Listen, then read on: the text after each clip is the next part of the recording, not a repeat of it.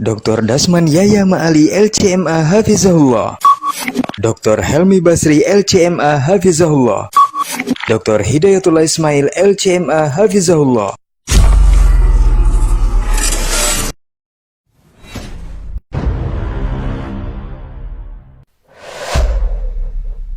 Dunia dan seisinya ini bagi Allah tak sama nilainya dengan sebelah sayap lalat. Barang siapa yang beramal untuk akhiratnya, Allah akan cukupkan baginya urusan dunianya. Sayati zamanun 'alan nasi as-sabiru fihim qalqabit al-jamarah. Akan ada satu masa di akhir zaman yang berpegang teguh dengan agamanya seperti orang yang sedang memegang bara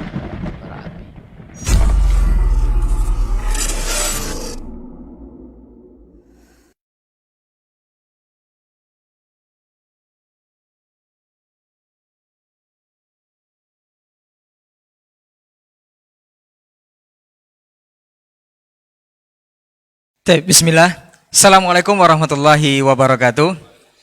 Alhamdulillah wassalatu wassalamu ala Rasulillah wa ala alihi wa sahbihi wa mawalah wa ba'du. 91,1 FM Radio Robani, merajut ilmu dan peradaban generasi Robani dan pemirsa KMTV dimanapun antum berada. Alhamdulillah, bersyukur kita kepada Allah Subhanahu wa taala. Salawat dan salam kepada Rasulullah sallallahu alaihi wasallam. Alhamdulillah, untuk kesempatan pagi hari ini kita kembali dimudahkan untuk berjumpa di program rutin kita, yaitu Diktat, Dialog Keilmuan Islam bersama Ustadz. Dan untuk kesempatan hari ini kita sudah memasuki episode ke-47. Alhamdulillah, kita mengambil sebuah tema yang kita beri judul yaitu Habis Gelap Terbitlah Terang. Ini seperti apa dan bagaimana? Apakah ini benar-benar cahaya Islam itu sudah tertutup atau masih belum terlalu terang atau belum dinyalakan sempurna mungkin? Nanti akan dibahas oleh ketiga narasumber kita yang sudah hadir di studio untuk kesempatan pagi hari ini. Untuk tidak memperpanjang mukadimah, kita sapa dulu beliau yang sudah hadir di studio. Untuk pertama ada guru kita Ustaz Dr. Dasman Yahya Ma'ali LCMA Hafizahullah Ta'ala. Assalamualaikum Ustaz. Sehat Ustaz ya? Alhamdulillah. Sabal khair Ustaz. Hayakallah Ustaz. Baik, kemudian ada guru kita Ustaz Dr. Hidayatullah Ismail LCMA Hafizahullah Ta'ala. Assalamualaikum Ustaz. Kabar baik Ustaz? Alhamdulillah. Baik, barakallahu fiik. Kemudian ada guru kita Ustaz Dr. Helmi Basri LCMA Hafizahullah Ta'ala. Assalamualaikum Ustaz. Kabar baik Ustaz ya? Sekedar bocoran untuk antum semua yang sudah menunggu, mungkin bukunya segera Insya Allah dalam bulan 8 atau bulan Agustus ya? Baik. Nanti mungkin akan ada juga bedah tentang buku ini di masjid-masjid ataupun di tempat-tempat yang sudah ditentukan insya Allah. Baik, kita masuk ke tema untuk hari ini. Untuk tidak memperpanjang mukadimah, seperti biasa kita akan langsung saja dengarkan pembahasan dari guru kita. Untuk pertama kita minta kesediaan beliau, guru kita Ustaz Dr. Dasman Yahya Ma'ali LCMA Hafizahullah Ta'ala. Falyatafaddal masykur Ustaz. Nah.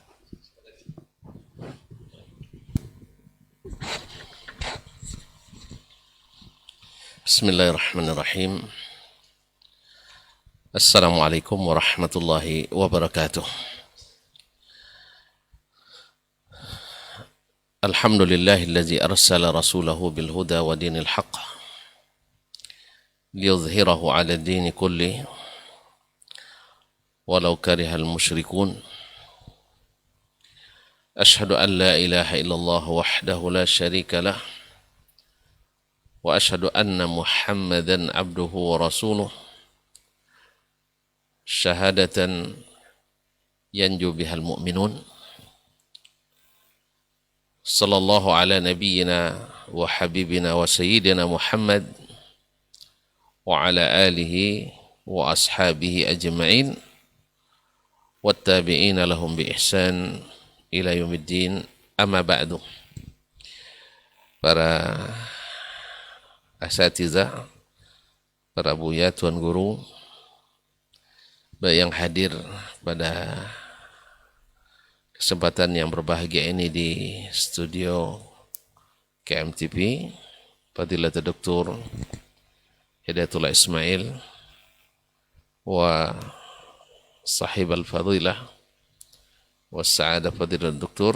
Syekh Helmi Basri, dan teman kita, sahabat kita selalu, Syekh Rinaldi Amran, yang senantiasa setia membersamai kegiatan ini, dan para ikhwah di studio yang telah memperlancar kegiatan ini. Alhamdulillah, kembali Allah mempertemukan kita, mudah-mudahan dalam ketaatan dan dalam petunjuk, dan dijauhkan dari segala penyimpangan dan kesesatan. Mari kita bersyukur kepadanya atas segala pemberian nikmat dan karunia-Nya, khususnya nikmat iman dan Islam. Dan selawat kepada Nabi alaihi salatu wassalam yang diutus Allah Subhanahu wa taala di tengah dominasi kegelapan. Gelap bukan karena mentari tak terbit. Jahil bukan karena mereka tidak berpikir. Terbelakang bukan karena mereka tidak berupaya mencapai kemajuan duniawi, tetapi karena tidak adanya cahaya ilmu, tidak adanya bimbingan wahyu, luputnya atau punahnya para ulama, para ahli tajdid, sehingga yang tinggal dari agama adalah nama atau syiar-syiar yang menarik untuk dihidupkan.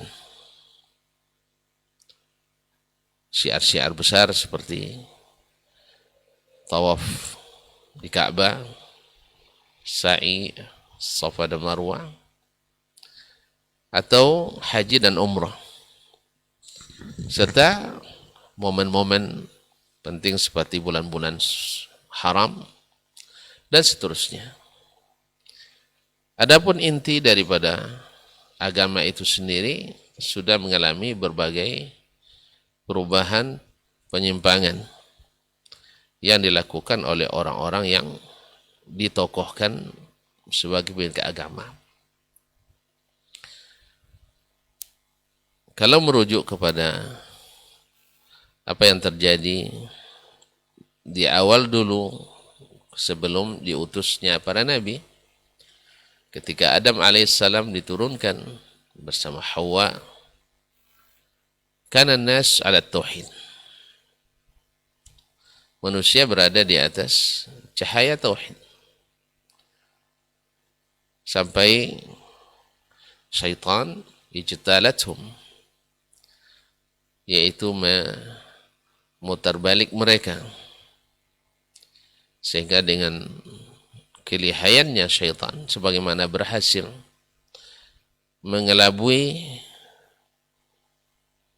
ayahnya anak manusia dan ibundanya umat manusia ini, Adam dan Hawa, yang dulu di surga.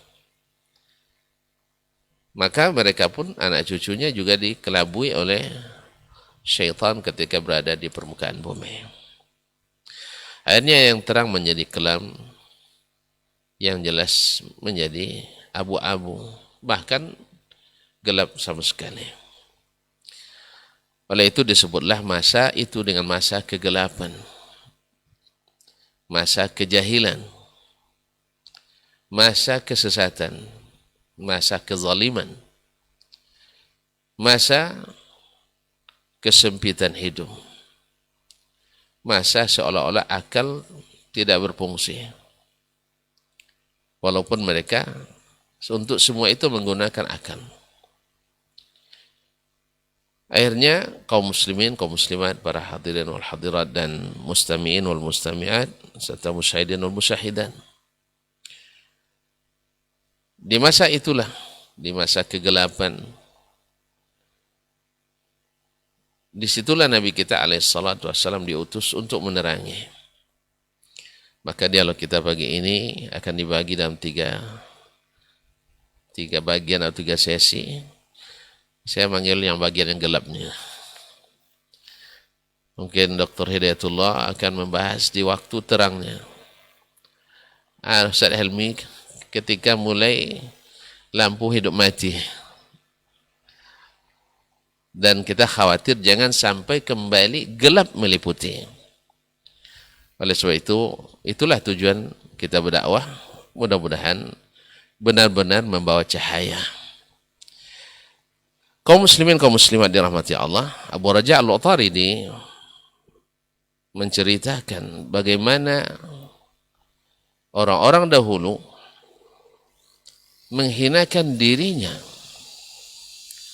tanpa sadar, padahal mereka orang-orang yang cerdas, orang-orang yang hebat, orang-orang yang mengukir sejarah, cuman masalahnya gelap. Abu Jahal, Abu Lahab, dan abu-abu lainnya.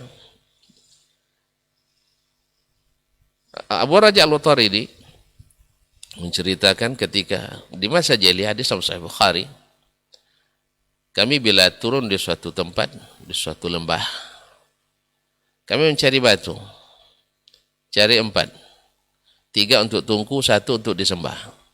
Subhanallah, 3 untuk jadi tungku masak, 1 untuk disembah.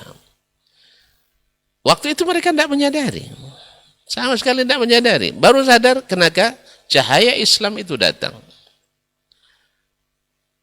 Sebagaimana dulu nenek moyang kita di awal-awal sebelum Islam masuk, mereka tidak menyadari animisme, paganisme dan sebagainya. Mereka tidak sadar.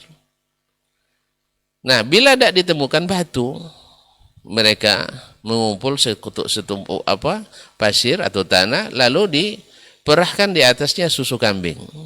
Subhanallah, tiba-tiba jadi Tuhan disembah. Bahkan ada yang lebih aneh lagi, bila mereka musafir tidak bisa bawa Tuhannya, dibuat dari tepung. Ketika kehabisan bahan makan, Tuhannya dimakan. La ilaha illallah Muhammad. Nah, siapa yang mengalami ini terasa betul bagaimana nikmatnya cahaya yang terang itu. Oleh itu kaum muslimin, kaum muslimat dirahmati Allah, karena tidak memfungsikan ilmu atau tidak ada ilmu sama sekali, atau akal tidak berfungsi secara benar, akhirnya mereka seperti orang yang tidak memiliki akal sama sekali. Produk-produk dari akal mereka semuanya produk jahiliyah. Akidah yang dilahirkan jahiliyah. Ibadah yang dibuat jahiliyah. Sampai bicara muamalah sosial, interaksi sosial antara mereka dibangun di atas jahiliyah. Ma'asyiral kiram dirahmati Allah SWT. Ini membuat kita semakin bersyukur atas nikmat dan cahaya yang Allah kirim ini. Para ulama menuliskan atau para perawi meriwayatkan apa ciri atau tanda-tanda malamih at-tafkir di kalangan orang jahiliyah. Bagaimana mereka dalam sampai tenggelam atau jerumus kepada kegelapan tersebut. Yang pertama, mereka tidak memfungsikan panca inderanya dengan baik. Dah jelas di depannya keliru, tapi karena subuhat mereka tetap bertahan di situ. Oleh sebab itu Allah ceritakan tentang orang-orang yang masuk neraka di kalangan kafirin seperti dalam surah Al-Mulk ayat 10. Wa qalu law kunna nasma'u aw na'qilu ma kunna fi ashabis sa'ir. Kalau andainya dulu kita mau mendengar dan mau menggunakan akal, itu lebih kurang bahasanya ya. Mau berpikir menggunakan akal, pasti kita tidak masuk golongan orang-orang yang masuk neraka yang menyala-nyala ini. Padahal ingatlah tuan-tuan, ketika masih hidup dulu mereka bilang apa? Mereka bilang apa? Mereka ketika disuruh wa idza qila lu aminu kama amana an-nas qalu anu'minu kama amana as-sufaha. Ma araka tabaka illa araziluna illa alladzina hum araziluna badi ar-ra'i Orang-orang yang nomaden, orang-orang yang tidak berbudaya yang ikut kamu tuh Nuh alaihissalam. Semua mereka mengira dan menuduh para nabi adalah orang-orang yang tidak menggunakan akal. Inna lanaraka fi safahatin. Ketika Nabi Hud, kata mereka, kami melihat kamu orang ini bodoh, orang dungu kamu ini. Tetapi di akhirat baru mereka tahu. Wa qalu law kunna nasma'u aw na'qilu ma kunna fi ashabis sa'ir. Jadi hawas atau panca indera yang diberi Allah tidak berfungsi dengan benar lagi. Ketika mereka minta ke Nabi SAW, bukti kebenaranmu. Coba datangkan belah bulan. Dibelah, tetap juga tidak beriman. Nampak. Ketika Fir'aun mendatangkan para ahli sihir semuanya, lalu sihir dikalahkan oleh Nabi Musa, dibilang pula, sesungguhnya innahu lakabirukum allazi 'allamakumus sihr. Ini rupanya tuan guru sihir kalian. Kemarin kamu bilang dia adalah lawan, sekarang kok jadi guru dan seterusnya. Jadi sama sekali tidak berfungsi panca indera mereka. Oleh sebab itu Allah ingatkan surah Al-An'am, wa laqad zara'na li dalam surat Al-A'raf, wa laqad zara'na li jahannama katsiran minal jinni wal insi lahum qulubun la yafqahuna biha wa lahum adhanun la yasma'una biha wa lahum ayunun la yubsiruna biha ulaika kal an'ami bal hum adall. Coba lihat, Allah katakan yang masuk jahannam itu orang-orang yang punya qulub la yafqahun, tidak mau paham. Punya telinga, tidak mau mendengar. Dan punya mata, tak mau melihat. Padahal di masa mereka kufur, mereka menggunakan mata, menggunakan telinga, menggunakan otak katanya. Bahkan para pengikut Nabi yang dibilang tak menggunakan otak. Sampai di akhirat baru mereka paham bahwa otak mereka yang sebenarnya dalam kegelapan. Ini malah atau ciri khas pertama. Yang kedua, ada i'timad ala al-khurafati wal asatir. Percaya pada dongeng-dongeng. Percaya pada khurafat. Ya seperti yang hari ini melintas, berlalu-lalu yang di hadapan kita. Dongeng-dongeng. Ya dongeng-dongeng orang-orang yang mengaku begini begitu. Bisa bertemu Nabi setiap hari. Bisa sampai lututnya cium oleh Nabi SAW. Awak sampai tertidur di raudhah, tidak ada. Dia sekali lewat raudhah langsung dicium. La ilaha illallah. Jadi sampai percaya pada dongeng-dongeng. Ya orang-orang dulu, orang-orang jahiliyah dulu juga mereka percaya pada dongeng-dongeng. Sehingga mereka kalau masuk ke suatu lembah, mesti ya sahibah, ya rabbal wahdi. Wahai yang memiliki atau penunggu ini. Ya, kalau kita mungkin pemegang kunci Gunung Merapi misalnya dan sebagainya. Ma'asyal kiram dirahmati Allah. Nah, natijah nyata daripada percaya pada dongeng-dongeng tadi, kalau antum tidak bawa berhala nanti perjalanan, terhalang perjalanan, tidak sukses dagangnya, sampai mereka harus memaksakan diri bawa Tuhannya, bawa berhalanya. Nah, akhirnya apa yang terjadi? Natijah langsung daripada percaya dongeng itu adalah mereka percaya pada pedukunan dan sihir. Sebab asal ada kejadian aneh berarti wali. Asal memiliki kebiasaan aneh berarti wali. Sampai gila pun jadi bisa diwali.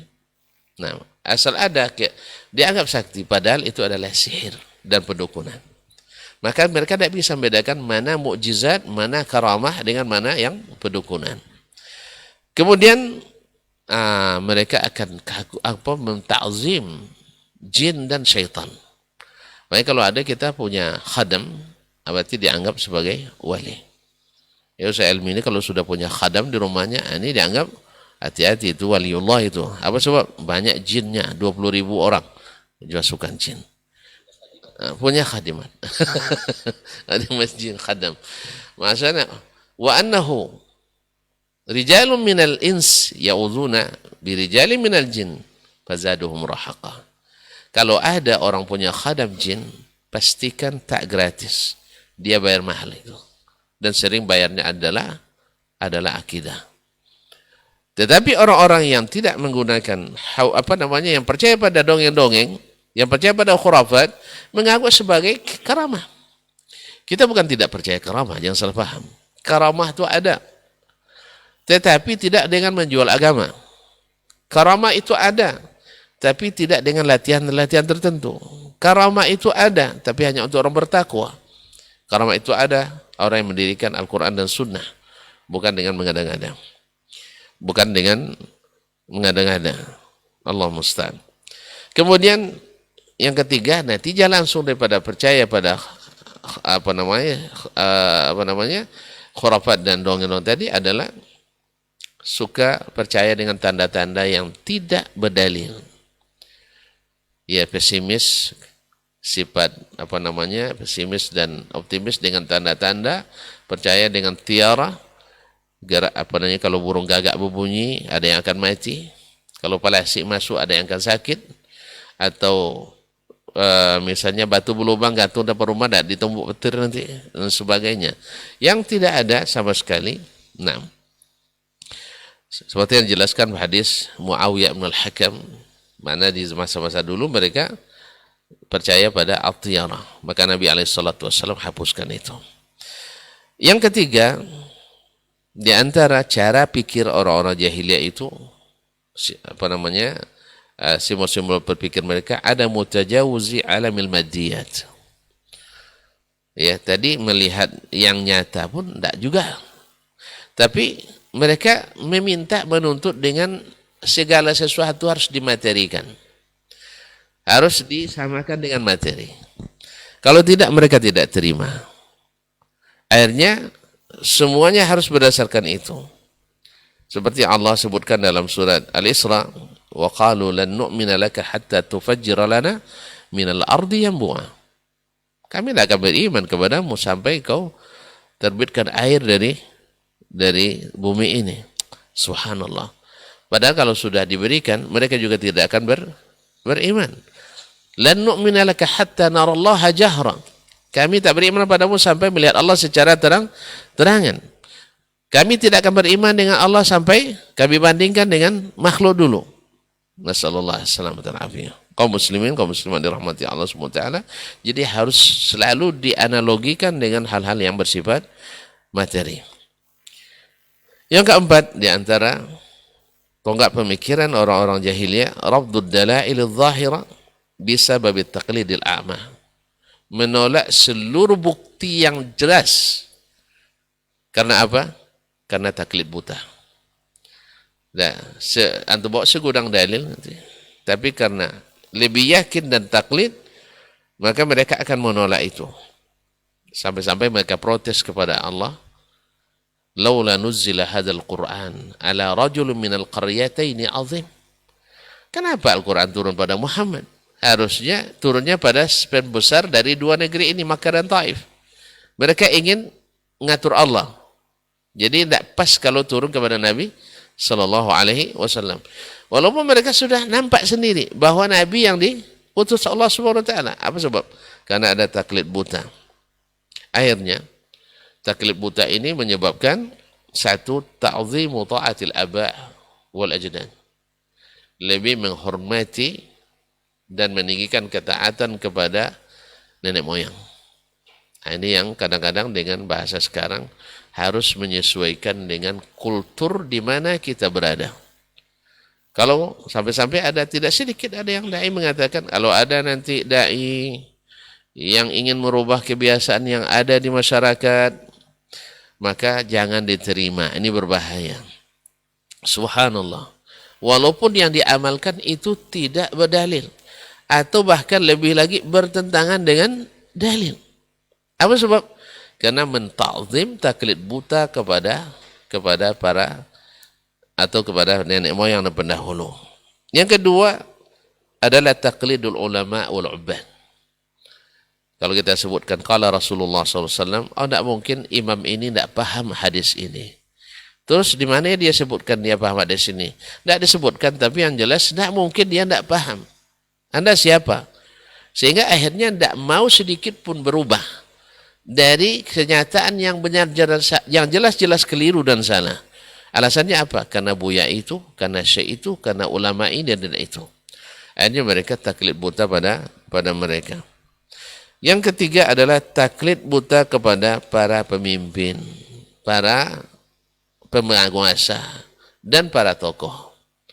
Dan ini juga yang membuat mereka tidak mau menerima apa yang dibawa oleh Nabi SAW. Yauma nuqallibu wujuhahum fin nari yaqulun ya laitana ata'na Allah wa ata'na ar-rasulah.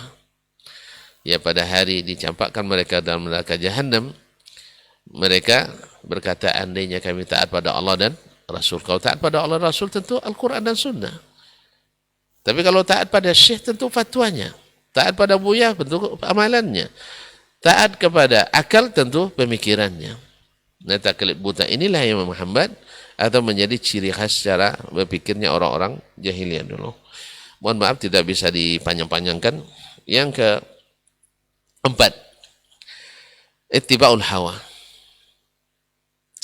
Sebenarnya sama dengan tadi. Dan jelas nyata, tapi hawa tidak mengizinkan. Akhirnya mereka lebih mengedepankan hawa. Dan ini terjadi seperti Heraklius. Dia dah paham Nabi SAW benar. Tapi hawa menghalanginya untuk masuk Islam. Afara'aita man ittakhadha ilahahu hawa. Kemudian Al-Walid bin Mughirah juga sudah mendengar langsung ayat Al-Quran bacakan Nabi. Dah paham itu benar. Tapi hawa dan seterusnya. Keenam adalah ittiba'udz dzan. Ini Al-Quran, hadis jelas. Tetapi mereka lebih mengedepankan zunun. Seperti tadi. Tidak mungkin. Apa dalilnya? Enggak ada. Menurutnya tidak mungkin. Tapi Nabi bilang ada. Allah bilang iya. Tapi antum bilang tidak mungkin. Di mana letaknya? Ini yakin dari Allah SWT. Ya, kalau contoh konkretnya yang sering jadi perdebatan hari ini Ustaz ya. Nabi SAW pernah ke atas. Kemudian Jibril bawa berita turun dari atas. Mengatakan Allah itu di atas. Lalu antum menolak dengan perkiraan-perkiraan manusia. Yang tak pernah naik ke atas. Dan tak ada mendapat berita yang dari atas. Antum ingkari berita Jibril. Antum ingkari berita Nabi. Allah ingkari berita Rabbul Jibril wa Rabbul Nabi SAW tentang dia di atas. Apa yang antum ikuti? Zan. Adalah dugaan. Tidak punya bukti fisik. Kan sepakat kita bahwa penelitian yang konkret itu punya bukti fisik. Yang langsung bertemu, yang langsung berkunjung, ada visitasi, itu adalah malaikat Jibril dan Nabi SAW. Sedangkan Syekh Fulan, Abu Fulan, tidak ada. Tidak ada mereka mendapatkan itu dari Allah SWT. Tidak pernah bertemu dengan Jibril, tapi pikiran mereka yang terganggu oleh cara berpikir orang-orang jahiliyah dulu. Nas'alullah salamatu al-afiyah. Kaum muslimin dan muslimat dirahmati Allah. Akhirnya orang-orang musyrikin akibat daripada cara berpikir yang keliru dan gelap tadi, berjalan di kegelapan itu, akhirnya mereka punya sifat al-mujadalah bil batil. Mereka membantah kebenaran dengan cara batil. Membantah kebenaran dengan cara batil. Yang kedua adalah mengingkari dan sombong. Melawan dengan keras dan sombong. Naam, kalla innahu kana li ayatina anida. Mereka tidak mau dia menerima. Dan seterusnya Al-Mudaththir. Kemudian adalah al-jahdu bil haqqi ba'da dhuruhi alamatihi. Dan jelas nampak tanda-tandanya, tetap akan mereka akan bantah, akan tolak. Ya. Ketika kita sampaikan ini dalil, iya, betul, ya. Benar ini, benar. Siap berubah? Belum. Belum. Dah, bukti sudah jelas. Tanda-tanda sudah nampak. Tetapi apa? Tadilah berkumpul segala cara berpikir tadi. Akhirnya menolak. Wajahadu biha wastaiqanat anfusuhum zulman wa uluwa. Mereka hatinya yakin, tapi tetap menolak. Kenapa? Karena zalim dan merasa lebih hebat.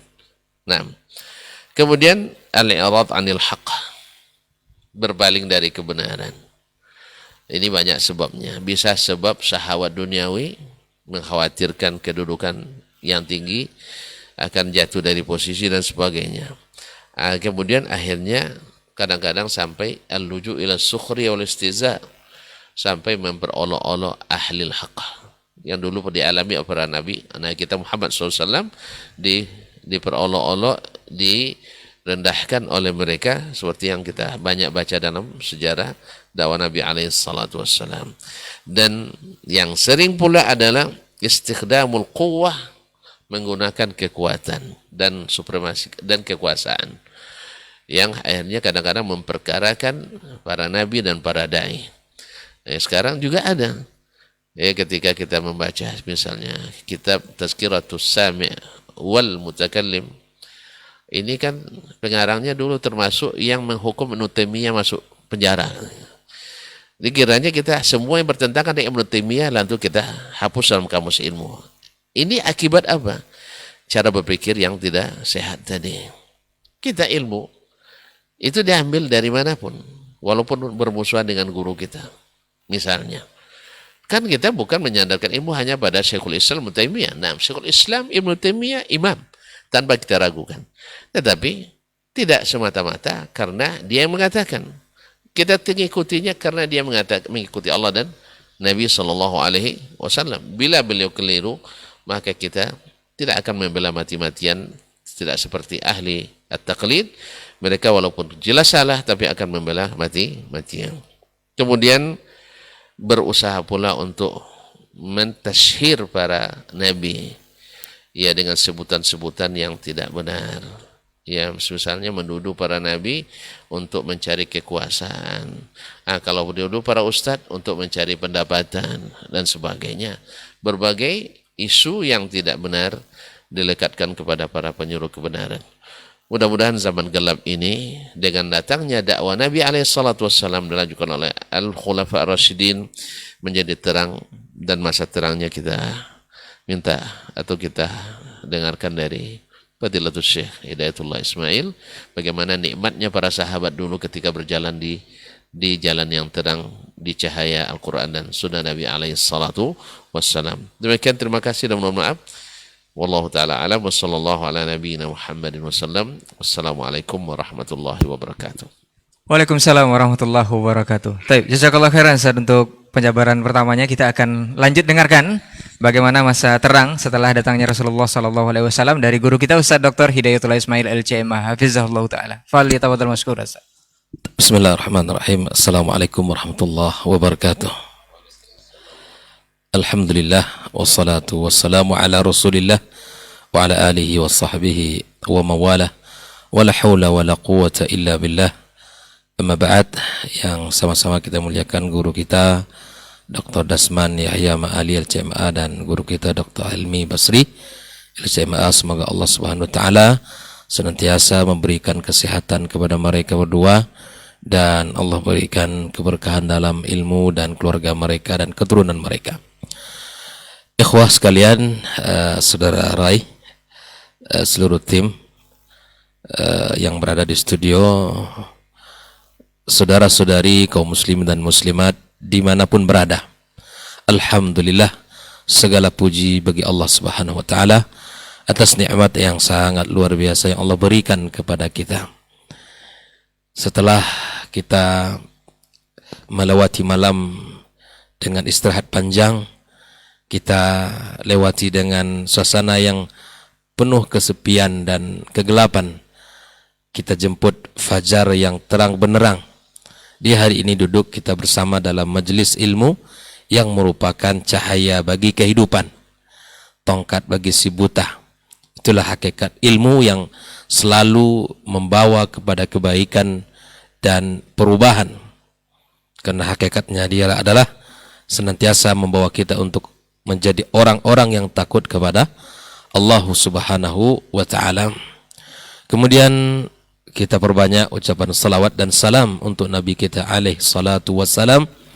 Semoga salat ini juga tersambung kepada keluarga beliau, anak dan keturunannya, kemudian para sahabat-sahabatnya yang telah berjuang bersamanya, yang telah mengorbankan harta dan jiwa mereka demi tegaknya Islam yang mulia ini. Dan kepada siapapun dari umatnya yang senantiasa mengikuti jalan mereka dengan cara ihsan, ya, dengan cara yang baik, Ya, semoga kita dikumpulkan bersama mereka di akhirat kelak. Ikhwafillah, kaum muslim dan muslimat, ya, hari ini kita berbicara sebuah tema yang sangat penting, ya, agar kita berhati-hati di dalam menjalani agama ini, di dalam kita menjalankan ibadah kita kepada Allah yang tentunya dibangun di atas agama yang sahih. Pentingnya tema ini untuk diangkat karena memang perkara-perkara bid'ah itu semakin berkembang, ya. Sebagaimana Syekhul Islam mengatakan bahwa awalnya bid'ah itu adalah sejengkal, kemudian berkembang, kemudian menjadi sehasta, bahkan terus menjadi bermil-mil banyaknya dan panjangnya bid'ah tersebut. Maka sebagaimana dalam sebuah ungkapan, likuli qaumin warith, ya, bahwa setiap kaum itu ada pewarisnya. Ahlus sunnah ada pewarisnya dan ahlul bid'ah pun ada pewarisnya. Maka di sini kita akan berbincang-bincang bersama, duduk berdiskusi dalam sebuah kajian yang insya Allah membuat kita akan semakin terang di dalam menjalankan agama kita. Karena kalau kita tidak tahu bagaimana manhaj yang benar, maka bisa kita akan hanyut oleh gelombang arus yang deras, fitnah syubhat dan syahwat yang sangat kuat di masa-masa sekarang ini. Ditambah lagi dengan banyaknya para khutbah, para orator yang hari ini, ditambah dengan kemajuan teknologi, banyak tulisan di internet, banyak kemudian video-video yang disebarkan tanpa kita mengetahui yang mana ilmu yang benar, mana ilmu yang kurang benar. Ya, sebagaimana kita dipesankan oleh para ulama salaf kita, di antaranya Malik, ya, Imam Malik, ya, menyebutkan inna hadzal ilma din, ya, fanzuru amman ta'khuduna dinakum, sesungguhnya ilmu ini adalah agama, ya, maka ambillah agama itu dari siapa yang betul-betul kalian faham, kalian tahu dia betul-betul di dalam keilmuannya, ya. Bahkan dalam ungkapan yang lain, inna hadzal ilma, ya, damuka wa lahmuka, ilmu ini adalah darah dagingmu, darah dan dagingmu, ya. Maka ambillah, ya, dari orang yang paling benar, ya. Untuk ilmu dunia saja kita berhati-hati, ya. Orang yang belajar matematika misalnya betul-betul mencari guru yang selektif, yang betul-betul memahami teorinya yang benar, kan? Kita mencari guru yang paling pandai, yang paling selektif. Kita mencarinya dengan sikap yang penuh dengan kehati-hatian. Ketika kita sakit juga demikian. Kita mencari dokter yang ahli di bidangnya. Ini sakit jantung, jangan dibawa kepada dokter gigi. Ya salah gitu. Ini salah cabut. Ya, bukan sehat tapi malah bertambah. Begitulah kita dalam menyikapi dunia ini. Apalagi keyakinan yang akan kita bawa kepada Allah. Kita akan bertemu dengan Allah dengan keyakinan kita. Tentu kita harus berhati-hati, ikhwafillah. Kita harus selektif dan kita harus memahami dengan benar. Makanya Islam datang dengan membawa cahaya, ya. Islam datang dengan membawa cahaya. Bahkan Islam datang membawa izzah kita. Teringatkah kita dengan sebuah ungkapan Umar bin Khattab radhiyallahu taala anhu, nahnu qaumun a'azzanallahu bil Islam. Ya, kita adalah kaum yang Allah muliakan dengan Islam. Famahmab taghaina fi ghairihi adzallanallah. Kalau kita mencari kemuliaan di luar Islam, Allah akan hinakan kita. Maka ketika ungkapan Umar ini menjadi sebuah pedoman bahwa semangat dalam hidup, maka selalu kita untuk menjaga izzah keislaman kita, izzah agama kita, di mana Allah sendiri yang memuliakan kita dengan Islam ini. Maka tugas kita untuk menjaganya dengan baik, menjaganya dengan baik. Maka jangan sampai kita mencari kemuliaan selain daripada Islam itu sendiri. Allah Subhanahu wa taala telah mengatakan di dalam kitabnya Al-Qur'anul Karim, ya, telah Allah sebutkan, wa may yabtaghi ghairal islam dina fala yuqbal min wa huwa fil akhirati minal khasirin.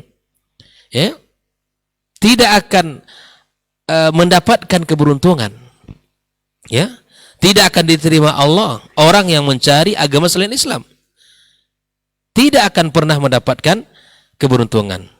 Inna dina indallahil Islam, ya.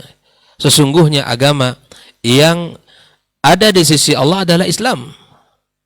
Dan Allah telah sempurnakan agama yang mulia ini. Sebagaimana firman-Nya, "Al-yauma akmaltu lakum dinakum wa atmamtu 'alaikum ni'mati wa raditu lakumul Islam dina." Allah telah sempurnakan agama ini. Allah tutup agama ini dengan kesempurnaan. Telah sempurna Nabi sallallahu alaihi wasallam sampaikan, ajarkan, perlihatkan kepada umat ini. Maka kita berharap ikhwah fillah sekalian, dengan Islam yang disampaikan oleh Rasulullah SAW, Allah muliakan kita. Dan kita lakukan apa yang diperintahkan oleh Allah dan Rasulnya. Dan kita tinggalkan apa yang dilarang oleh Allah dan Rasulnya. Sehingganya kita berharap kepada Allah, ketika Allah Subhanahu wa ta'ala menyebutkan dalam sebuah ayatnya, bahwa nanti di hari kiamat itu, ada golongan-golongan yang kata Allah, "Yauma tabyaddu wujuh wa taswaddu wujuh." Ya. Ada orang-orang yang berseri-seri wajahnya nanti di hari kiamat kelak. Dan ada pula orang-orang yang memiliki muka yang hitam legam, ya, yang tidak memiliki cahaya sedikit pun. Tapi subhanallah, marilah kita lihat siapakah orang yang memiliki cahaya, ya, muka yang sangat terang benderang itu. Siapakah orang yang berseri-seri wajahnya di hari kiamat itu, ikhwah fillah? Lihatlah perkataan Abdullah ibn Abbas radhiyallahu ta'ala anhuma. Dia mengatakan makna ayat ini, ya, yauma tabyaddu wujuh hum ahlus sunnati wal jamaah. Ya, mereka orang-orang yang berada di atas akidah, di atas manhaj ahlus sunnah wal jamaah. Dan adapun orang-orang yang memiliki wajah yang hitam adalah hum ahlul bid'ati wal khurafat, ahlul furqah. Mereka orang-orang yang para pelaku bid'ah, yang selalu menghadirkan perpecahan di tengah-tengah umat ini. Mereka lah, ya subhanallah, mari kita berusaha menjaga Islam yang Allah pilihkan untuk kita, dan harapan kita bisa menjadi orang-orang yang disebutkan oleh Allah dalam ayat surah Ali Imran ini, orang-orang nanti di hari kiamat kelak, mereka orang-orang yang berseri-seri wajahnya. Kemudian juga kita berharap seperti mana yang Nabi sampaikan dalam sebuah hadisnya tentang al-haud, ya, yang Nabi sallallahu alaihi wasallam sebutkan. Ternyata semua orang berharap untuk datang mendapatkan minuman, karena Nabi sallallahu alaihi wasallam mengatakan, ya, barang siapa yang minum satu teguk saja, la yadma' minhu abadan, tak akan pernah haus selama-lamanya. Tentunya hari yang sangat dahsyat itu, hari yang sangat menegangkan itu, hari yang sangat haus itu butuh air, dan tidak ada kecuali air tempat yang bisa kita minum dari haudin Nabi sallallahu alaihi wasallam. Namun ikhwah fillah rahimakumullah, kaum muslimin dan muslimat, ternyata tak semua orang bisa datang. Tak semua orang bisa dapat, kan begitu. Tidak semua orang, ya, yang datang bisa meminumnya. Bahkan Nabi SAW telah memanggil mereka ini. Orang-orang yang dipanggil Nabi, ya silakan, ya, ummati, ummati. Tapi ternyata ada suara yang mengatakan, yang menolak mereka. Mereka bukan umatmu. Sampailah dikatakan kepada Rasulullah SAW, ya, fa innaka la tadri ma ahdathu ba'dak. Wahai Muhammad, engkau tidak tahu apa yang mereka ada-adakan setelah engkau meninggal dunia. Fasuhkan, kata Nabi. Celaka, celaka, dan celaka. Siapa? Orang yang mengganti agamanya setelah Nabi SAW sempurnakan. Bayangkan. Maka dalam rangka inilah kita duduk berbincang-bincang, sehingga kita senantiasa berada di atas cahaya, ya, di atas iman, di atas manhaj yang benar, di atas akidah yang sahih. Maka bagaimana para ulama di dalam mengambil sumber agama mereka itu? Maka tentu adalah 4 poin penting. Yang pertama adalah Ahlus Sunnati wal Jamaah, mereka mengambil agama dari 4 sumber. Yang pertama Al-Quranul Karim, ya, adalah firman Allah Tabaraka wa Ta'ala. Yang kedua adalah hadis-hadis Rasulullah sallallahu alaihi wasallam. Dan yang ketiga adalah ijma'. Dan yang keempat adalah qiyas, walaupun qiyas fihi khilaf bainal ulama, namun tentu qiyas yang sesuai dengan syaratnya maka diterima. Dan inilah sumber al-muttafaq di dalam masadir al-Islam. Lalu kemudian yang empat ini terfokus kepada tiga. Yang empat ini ya, karena masing-masing nanti kaum juga bersumber kepada yang empat ini. Ya. Kaum ahwa, kaum ahlul bid'ah juga mengatakan empat ini sumbernya. Gitu kan? Tapi ahlus sunnati wal jamaah memfokuskan dari empat sumber ini kepada tiga bagian penting. Nah, inilah kesimpulan secara umum ketika kita ingin selamat dengan agama kita yang mulia ini, dengan pemahaman yang benar, dengan manhaj yang benar, maka yang pertama adalah mentakzim, mengagungkan nusus syar'iyyah. Jadi ahlus sunnati wal jamaah ketika mereka meyakini Al-Quran dan sunnah yang sebagai sumber yang kokoh di dalam kehidupan ini, sebagaimana Rasulullah SAW katakan, taraktu syai'aini lan tadillu ba'di, kitabullah wa sunnati. Ya kan? Aku tinggalkan ya dua perkara ya, dan kalian tidak akan pernah sesat kalau kalian berpegang teguh dengan kedua itu, kitabullah wa sunnati. Nah, namun ketika kita berinteraksi dengan Al-Qur'anul Karim, dengan hadis Nabi sallallahu alaihi wasallam, maka mesti ada yang perlu kita dudukkan di antara ciri-ciri daripada ahlus sunnati wal jamaah adalah mengagungkan nusus syar'iyyah. Mereka memuliakan, mengagungkan nas-nas syar'i. Ya. Itu di atas segala-galanya. Di atas segala-galanya. Dan inilah yang kita pahami dari akidah as-salafus saleh. Mereka ketika berbicara tentang agama, tentang akidah, tidak ada sedikit pun melainkan diambil dari maqalallah wa qala Rasulullah SAW. Dari zaman dahulu sampai zaman khalaf, sampai sekarang ini. Ketika mereka berbicara tentang akidah misalnya, maka tidak ada sumber melainkan Al-Quran dan Sunnah. Tidak ada mereka mengatakan qala ilan wa qala fulan, tapi sumber akidah mereka itu ikhwah fillah adalah maqalallah wa qala Rasul SAW. Dan hal ini bukan hanya sekedar teori, tapi terbukti dalam karya-karya mereka, di dalam karya-karya mereka tentang akidah. Misalnya Al-Hafidh Abdul Ghani Al-Maqdisi wafat 600. Ya, beliau dalam kitabnya Al-Iqtisadu fil I'tiqad, itu bagaimana cara beliau dalam menuliskan akidah ini. Ayat Al-Quran, hadis Nabi SAW, dan penukilan daripada perkataan as-salafus saleh. Itu saja. Jadi nggak ribet. Kalau kita memakai sumber yang orisinil, mudah dan tidak ribet. Karena nggak perlu takwil panjang dia. Sebenarnya takwil itu ilmi itu pakar gitu ya. Nggak perlu kita, cukup apa yang Allah katakan dan apa yang Nabi katakan. Kemudian tentunya kita memakai pemahaman para as-salaf bagaimana mereka memahaminya. Ya?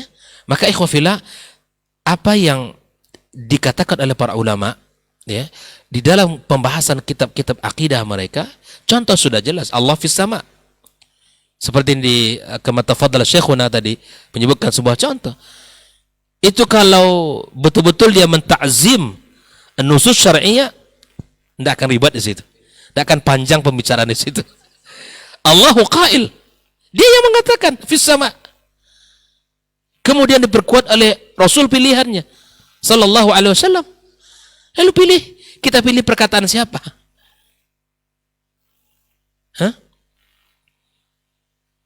Lalu kita pilih perkataan siapa? Kalau kita memiliki sifat ta'zim an-nusus syar'iyyah, insyaallah selesai urusannya. Selesai urusan. Maka di sini ikhwah fillah, kita kembali bersama-sama dan mari kita fahami apa yang telah dikatakan oleh para ulama kita. Makanya di antara ungkapan para ulama tentang kembalinya kita kepada akidah ini, kepada manhaj ini, di antara ungkapannya adalah kaifa yuramul wusul ila ilmil usul ya bighairi ma ja'a bihi rasul. Ini kalimat ini luar biasa ini. Bagaimana mungkin kita akan sampai kepada sebuah dasar akidah yang benar tanpa kita mengikuti apa yang dibawa oleh Rasul sallallahu alaihi wasallam. Ya, ma baqa illa an nattabi'. Makanya sebuah ungkapan daripada Syekh Shalih Al-Fauzan hafizallahu taala, wa innamal khalaf at-tayyibu minhum man iktafa athar as-salaf. Orang-orang yang belakang yang baik itu siapa? Kita ini orang-orang belakang sudah. At-tayyib minhum man iktafa athar as-salaf, yang mengikuti jejaknya, manhajnya para as-salaf. Sebagaimana Allah katakan, as-sabiqunal awwalun minal muhajirin wal ansar, ya. Orang-orang as-sabiqunal awwalun minal muhajirin wal ansar walladzina tabauhum bi ihsan. Lihat, ittaba'uhum bi ihsan, ittiba kepada mereka dengan cara apa? Ittiba dalam ilmu, ittiba dalam ibadah, ittiba dalam akidah, dalam manhaj. Itulah yang disebutkan Allah ihsan, itqan. Kita betul-betul mengikuti mereka dengan baik sesuai dengan apa yang mereka pahami. Itu Allah sebutkan. Kalau kita ingin mengikuti mereka, ya kita ittiba dengan mereka dengan seluruh sendi kehidupan kita beragama, ilmu kita, ibadah kita, akidah kita, muamalah kita, akhlak kita, semua kita mengikuti mereka. Makanya Abdullah bin Mas'ud radhiyallahu taala, man kana muta'assiyan falyata'assi biman kana qablakum. Mereka para sahabat, para tabi'in dan tabi'in. Kenapa? Karena mereka itu abarul qulub, hati mereka bersih, ilmu mereka dalam, ya kan? Itu mereka orang yang bersungguh-sungguh dalam beramal. Ikuti jejak mereka. Maka inilah yang pertama dari 4 sumber tadi, terfokus kepada 3 bagian. Yang pertama adalah ta'zim an-nusus syar'iyyah. Kita mengagungkan nas-nas syar'i.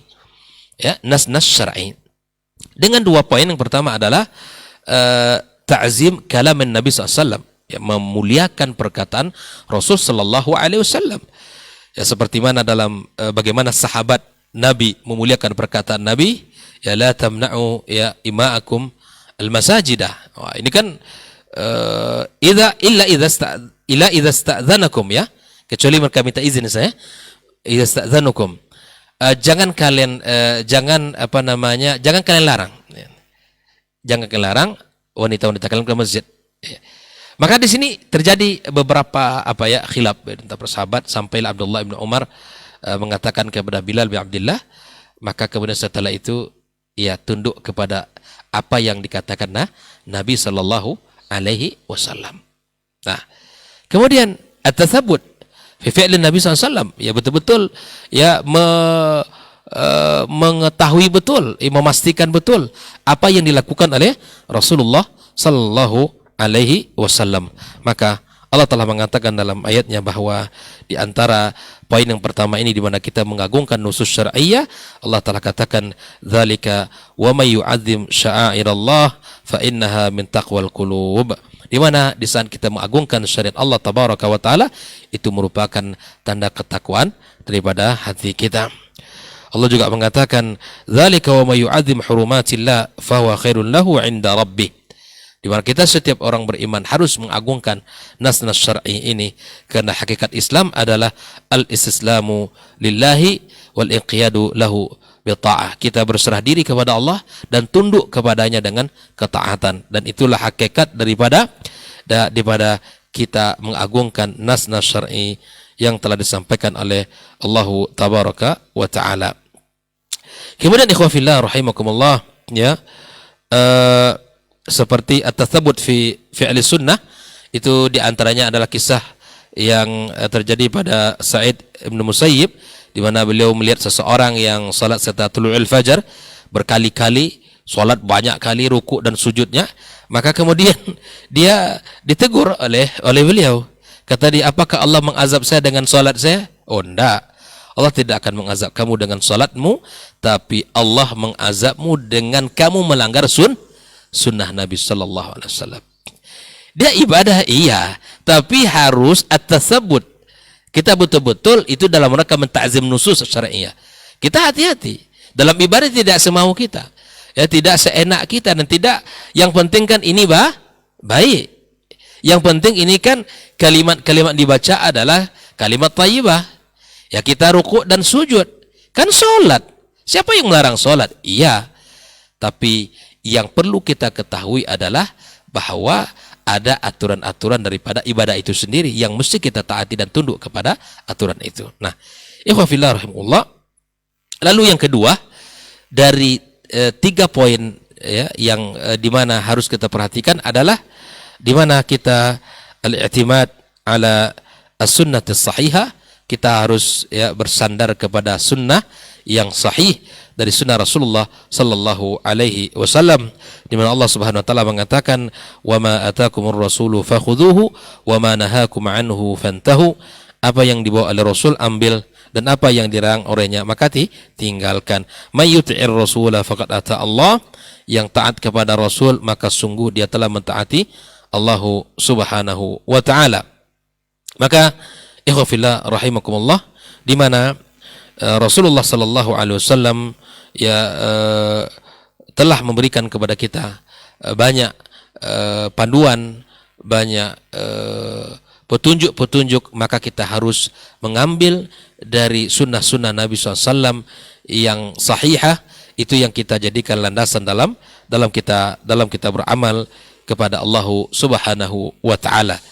Ya, dalam bab hadis-hadis dhaif tentu di antara para ulama telah mengatakan yaitu hanya pada bab fadail a'mal, namun kita sebagai orang-orang yang berjalan di atas manhaj Ahlus Sunnah wal Jamaah, kita berusaha untuk mengamalkan Islam di atas dalil-dalil yang sahih, ya, hadis-hadis Rasulullah sallallahu alaihi wasallam yang sahih yang disampaikan oleh yang tadi disahihkan oleh para ulama kita. Baik.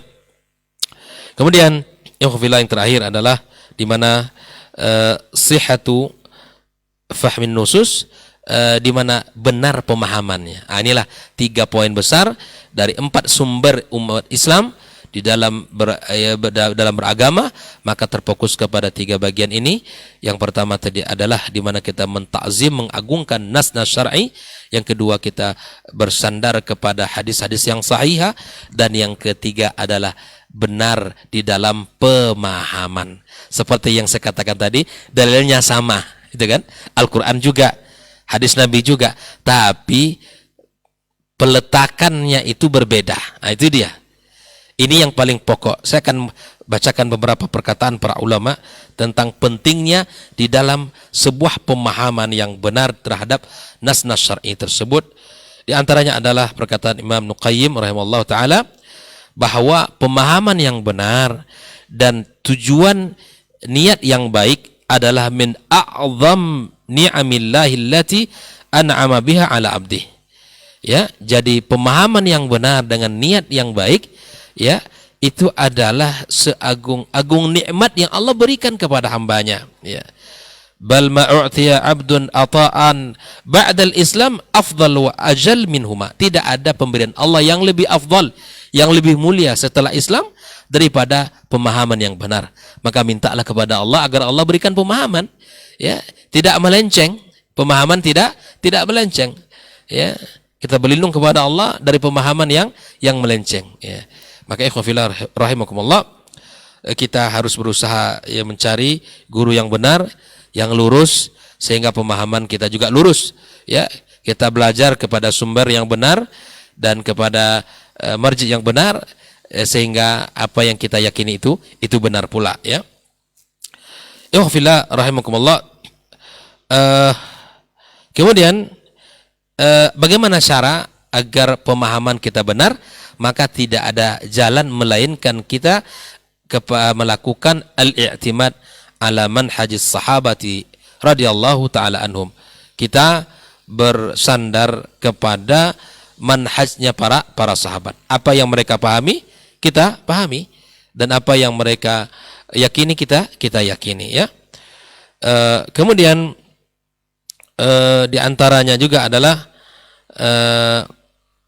di mana kita harus melakukan ma'rifatul lughatil arabiyyah, kita memahami bahasa Arab, Kemudian juga kita jam'un nusus al-warida fil bab al-wahid, kita kumpulkan satu nas ya di dalam satu pembahasan.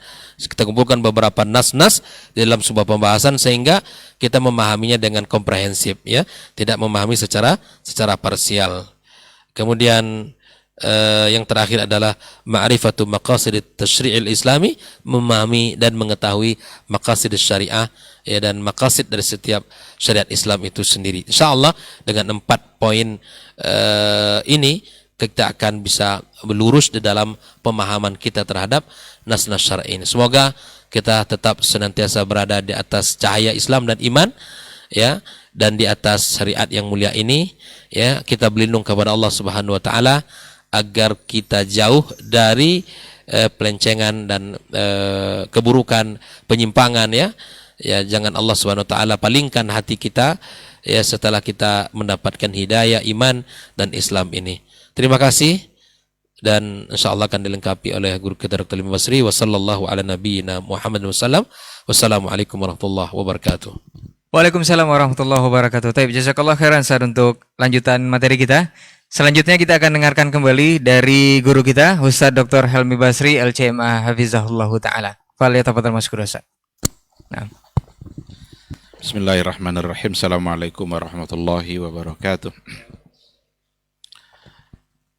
Alhamdulillahirabbil alamin wal aqibatu lil muttaqin wala udwana illa 'alal zalimin. Asyhadu an la ilaha illallah wahdahu la syarikalah wa asyhadu anna Muhammadan abduhu wa rasuluh la nabiyya ba'dah. Yang sama-sama kita muliakan guru-guru kita, Dr. Dasman, Dr. Hidayatullah. Semoga Allah selalu menjaga mereka berdua, Saudara Ray yang setia bersama kita. Semoga selalu sehat dan bersemangat. Jangan pernah bosan.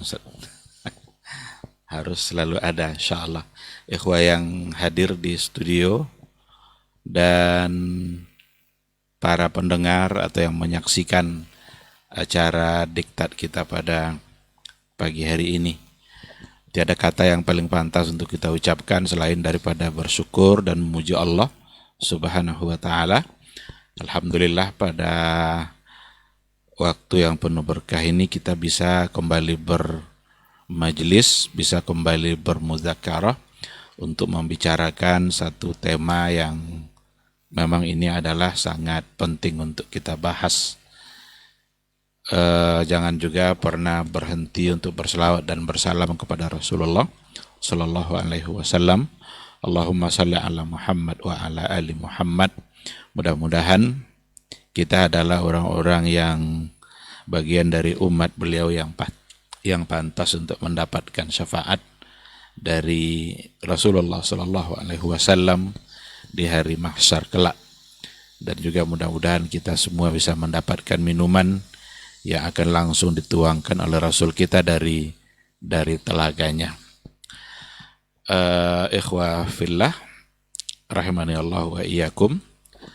Sesuai dengan tema yang kita angkat pada pagi hari ini, habis gelap terbitlah terang.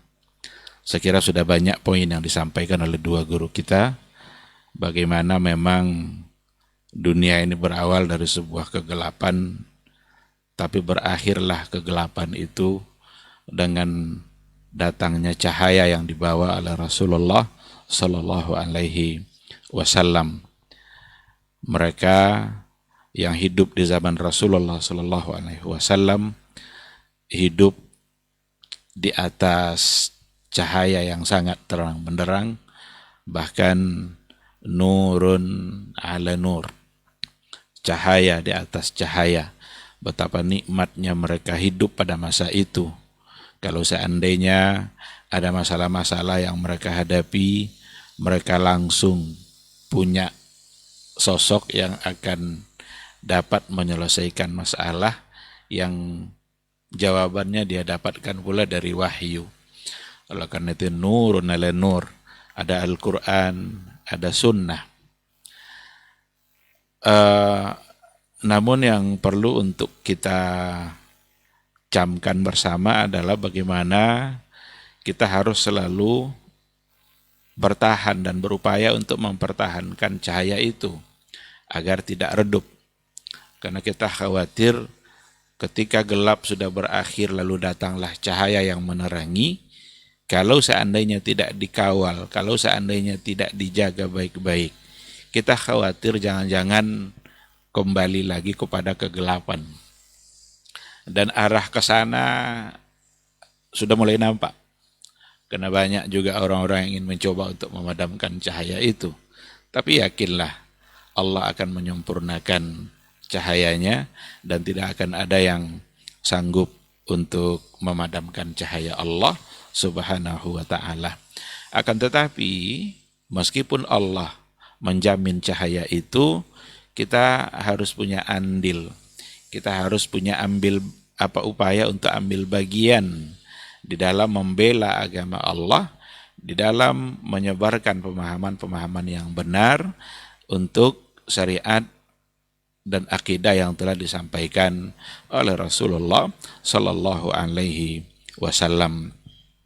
Kalau tadi Dr. Hidayatullah bicara tentang bagaimana Ahlus Sunnah di dalam menjaga cahaya itu, bagaimana mereka selalu mengagungkan nas-nas Al-Quran dan Sunnah, bagaimana mereka selalu bersandar kepada hadis-hadis yang sahih, dan bagaimana mereka juga harus selalu berpegang kepada pemahaman-pemahaman yang benar yang datang dari sahabat-sahabat Rasulullah atau generasi terbaik yang dijamin oleh Rasulullah Sallallahu Alaihi Wasallam.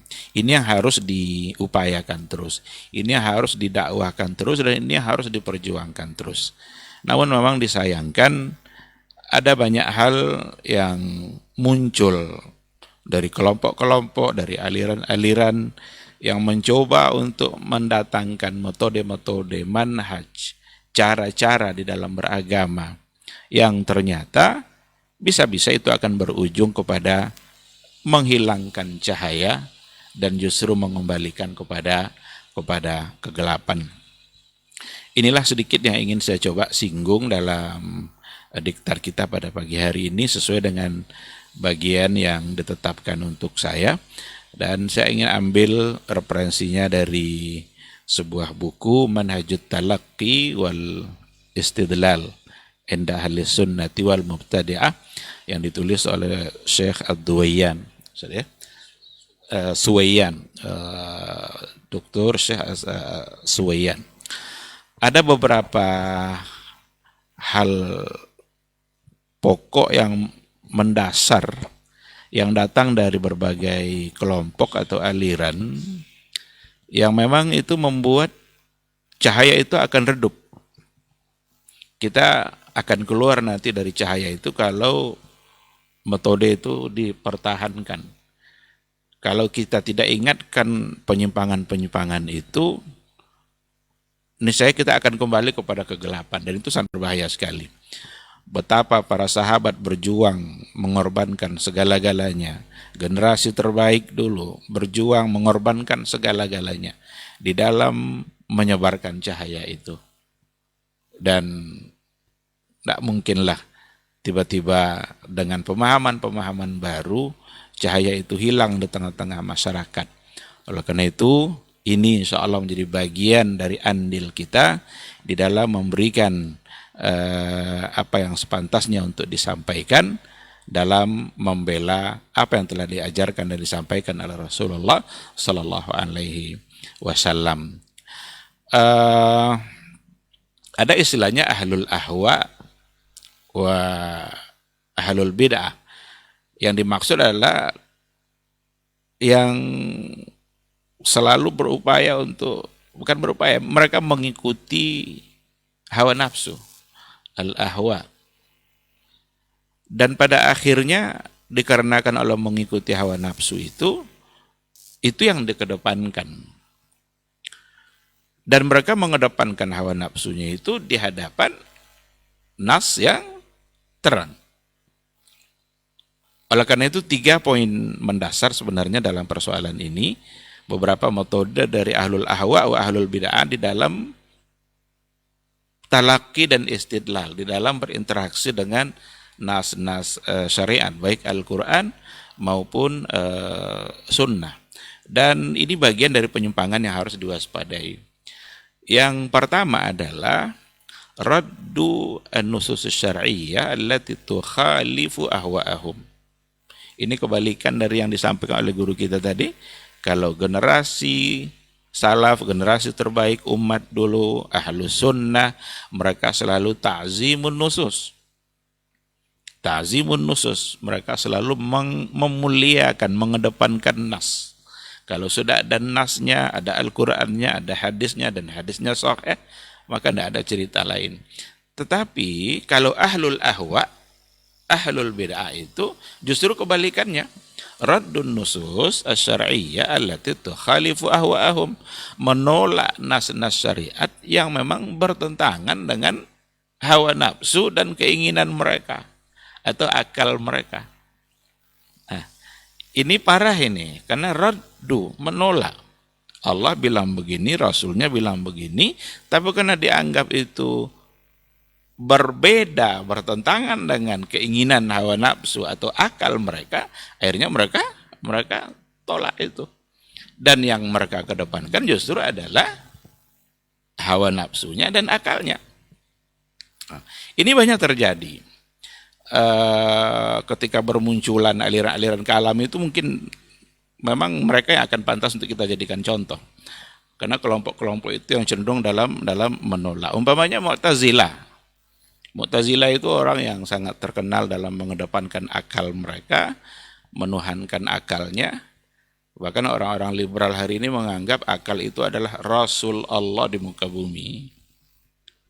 Jadi orang-orang liberal mengatakan akal itu Rasul Allah di muka bumi. Ketika Allah beri kita akal untuk berpikir, buat apa gunanya kalau bukan digunakan untuk menentukan mana yang baik, mana yang buruk, sehingga mereka mengedepankan baik buruk itu berdasarkan kepada apa yang dipandang baik oleh akal mereka. Ketika akal mereka tidak cenderung menerima, berarti harus ditolak. Seperti orang-orang Mu'tazilah umpamanya. Bahkan untuk mempertahankan akal mereka siap untuk merubah-rubah ayat. Orang-orang Mu'tazilah. Seperti pada ayat wa kallamallahu Musa taklima. Kallamallahu Musa taklima. Allah berbicara langsung dengan Musa. Benar-benar berbicara. Dikarenakan orang-orang Mu'tazilah menolak kalam seperti itu, tidak mungkin lah ini Allah kalam seperti ini nih. Kalau kalam berarti ini lagi-lagi akal mereka yang mencoba untuk menilai. Kalau memang dianggap seperti itu berarti sama dengan makhluk. Untuk membenarkan apa yang ada dalam pikiran mereka, padahal ayatnya kan sudah ada. Ayat ini yang dicobanya untuk dirubah. Dibacanya wa kallamallaha Musa taklima. Dengan merubah Allah itu yang menjadi maf'ulnya, objeknya, Musanya yang menjadi fa'il, berarti Musanya yang berbicara kepada Allah, bukan Allah yang berbicara. Ini kan keberanian yang luar biasa salahnya. Keberanian yang luar biasa salahnya, karena rela untuk merubah-rubah ayat hanya karena apa yang ada di ayat itu dianggap kurang pas, kurang cocok dengan apa yang ada pada akal dan pikiran mereka. Dibawalah oleh tokoh Mu'tazilah itu pembacaan ayat wa kallamallaha Musa tadi kepada ahli qiraat, siapa namanya itu, Al-Farra ya, dibawa ingin dibenarkan qiraatnya itu. Kata ahli qiraat tadi, baik kalaupun kalian ingin membaca seperti itu, tapi bagaimana dengan ayat falamma jaa Musa limiqatina fakallamahu rabbuhu. Fakallamahu rabbuhu. Ini enggak bisa diutak-atik lagi, ini fa'il menjadi maf'ul, maf'ul menjadi fa'il di sini. Fabuhital ladzi. Maka terdiamlah orang Mu'tazilah tadi Karena apa yang mereka upayakan untuk menolak ternyata ketika dibawa kepada ayat yang lain ternyata menjadi bertentangan. Oleh karena itu penolakan satu ayat kalau semata-mata hanya karena akal seperti itu dipastikan nanti akan bertentangan dengan ayat yang lain. Padahal mustahil pertentangan itu terjadi di dalam Al-Quran Al-Karim. Sebagaimana juga tidak mungkin terjadi pertentangan itu antara Al-Quran dengan hadis Rasulullah Sallallahu Alaihi Wasallam.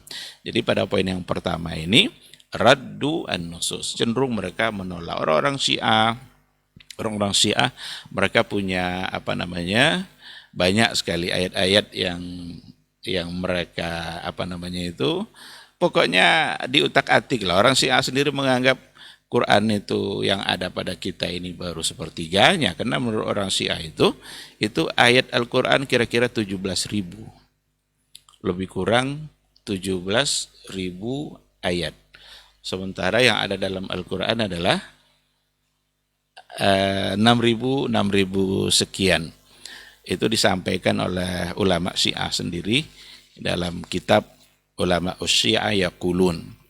Dan mereka tidak bisa bantah itu. Karena walaupun mereka dengan taqiyah itu kan mereka menyembunyikan apa yang ada di hati mereka. Hatinya berbohong tapi lidahnya mengatakan begini tapi hatinya mengatakan hal yang lain. Taqiyah itulah yang membuat Syiah menjadi bisa berkembang. Karena mereka jujur di hadapan kita secara lisan, tetapi hatinya sesungguhnya adalah penuh dengan kedustaan dan kebohongan. Sampai ayat-ayat Al-Quran pun mereka mencoba untuk menolaknya. Kalaulah mereka sudah berani menolak ayat-ayat Al-Quran, tentu akan lebih berani lagi untuk menolak hadis, akan lebih berani lagi untuk menolak ungkapan-ungkapan para ulama Ahlus Sunnah. Al-Quran saja bisa mereka bersikap seperti itu, apalagi untuk hal-hal yang di bawah itu. Ini yang pertama. Sedangkan yang kedua, yang akan membuat cahaya itu juga akan menjadi redup kembali, itu adalah al-abatsu bin nusus syariah, mempermainkan nas. Ya kalau tadi menolaknya, sekarang mempermainkan nas. Al-abas itu kan bersikap untuk sesuatu yang mempermainkannya, tidak mengindahkannya. Dan ini juga terjadi dan banyak terjadi disebabkan oleh mempermainkan nas tadi itu, mempermainkan dalam memahaminya, mempermainkan dalam menerimanya, pasti akan menimbulkan pemahaman-pemahaman yang berbeda yang tak pernah datang dari apa yang dipahami dulu oleh Rasul dan para sahabat. Apa contoh al-abas fin nusus itu, mempermainkan nas itu apa contohnya? Seperti takwil. Takwil itu masuk dalam kategori al-abas, mempermainkan. Oh, kami terima apa yang ada pada ayat itu, tapi perlu ditakwilkan. Asal namanya takwil pasti menolak sudah. Karena dia menolak isi yang ada pada ayat itulah sehingga perlu untuk ditakwilkan. Jadi kalau dianggap tetap menerima tapi perlu takwil, itu enggak. Itu yang mempermainkan dari itu yang mempermain-mainkan itu. Kami terima ini katanya, yakin kami istawa itu, tapi perlu dicarikan makna lain. Sekali lagi, kalau sudah takwil berarti sudah menolak apa yang ada di dalam ayat. Tapi takwil di sini bukan takwil yang dalam artian tafsir yang memang memberikan taudih wal bayan. Karena beda tafsir sama takwil. Asasnya beda. Kalau takwil yang dilakukan oleh kelompok pentakwil itu seperti Asy'ariyah bukan untuk taudih bayanul makna, tetapi karena menolak makna pertama pindah kepada makna yang kedua. Nah, maka persoalan takwil itu sebenarnya bagian dari abas, dan berapa banyak makna-makna yang muncul disebabkan oleh takwil yang sering kita bahas, sering kita angkat dan kita kembalikan kepada apa yang dipahami oleh para yang dibahas oleh para ulama. Umpamanya dikarenakan oleh mereka tidak siap untuk menerima wajah untuk Allah, maka perlu ditakwilkan. Atau tangan umpamanya, yadullahi fauqa aidihim ma mana'aka an tasjuda lima khalaqtu biyadayya. Apa yang membuat kamu terhalang untuk sujud dengan apa yang sudah aku ciptakan Adam itu dengan kedua tangan saya. Nah, ini tidak mungkin lah ini. Kata-kata tidak mungkin itu yang abas itu. Itu yang mempermainkan. Karena mereka tidak akan pernah bisa mendapatkan dalil untuk pentakwilan tadi itu dari hadis-hadis Nabi atau dari ayat-ayat Al-Quran Al-Karim. Takwil itu baru bisa dibenarkan kalau seandainya dia memiliki dalil baik dari Al-Quran maupun dari hadis-hadis Nabi. Silakan untuk ditakwilkan, tapi harus ada dasar yang jelas. Apa yang disandarkan kepada sebagian sahabat, kadang kalau ditengok dari segi kebenarannya itu tidak benar gitu. Ada yang mengatakan bahwa Imam Mujahid itu juga memberikan pentakwilan terhadap sebagian ayat. Padahal Imam Mujahid adalah murid utamanya Ibnu Abbas. Tidak ada ayat Al-Quran kecuali sudah disodorkannya kepada Ibnu Abbas dan diambilnya makna ayat itu dari Ibnu Abbas. Tetapi dari segi periwayatannya ternyata menyandarkan pendapat itu kepada Mujahid, seorang ulama tafsir yang sangat terkenal, itu ternyata tidak benar karena sanad yang tidak sahih.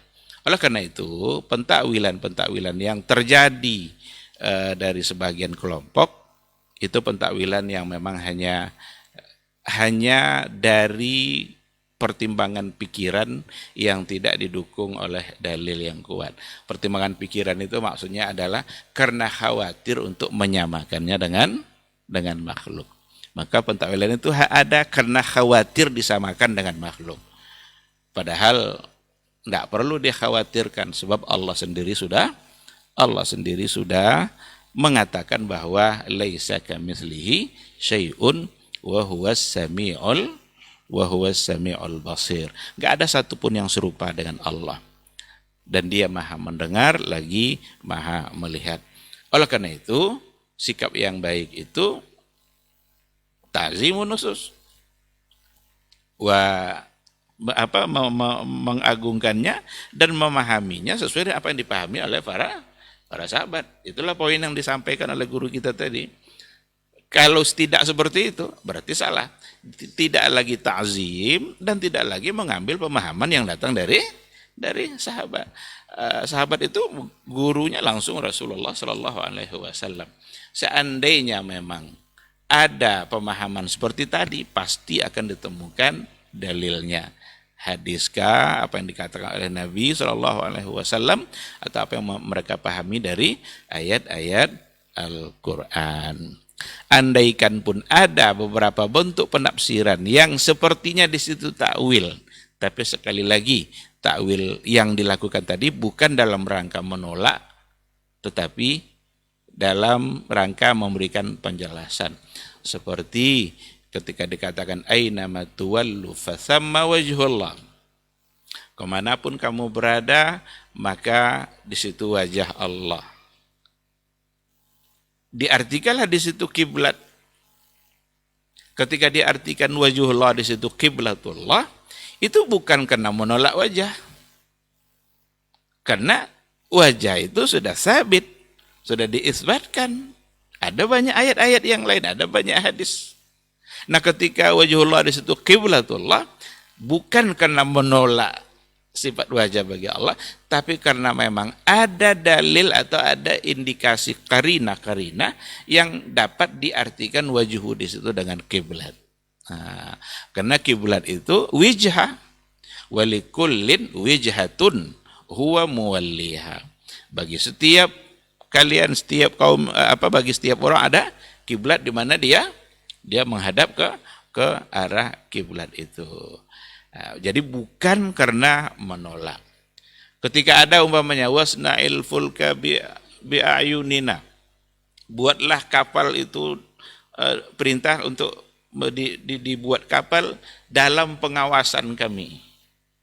Ketika diartikan dalam pengawasan kami, tidak diartikan mata. Bukan berarti untuk menolak sifat itu bagi Allah, karena ada diisbatkan pakai dalil-dalil yang lain. Pokoknya kalau ada isbat, kalau ada dalilnya, kita wajib mengimaninya.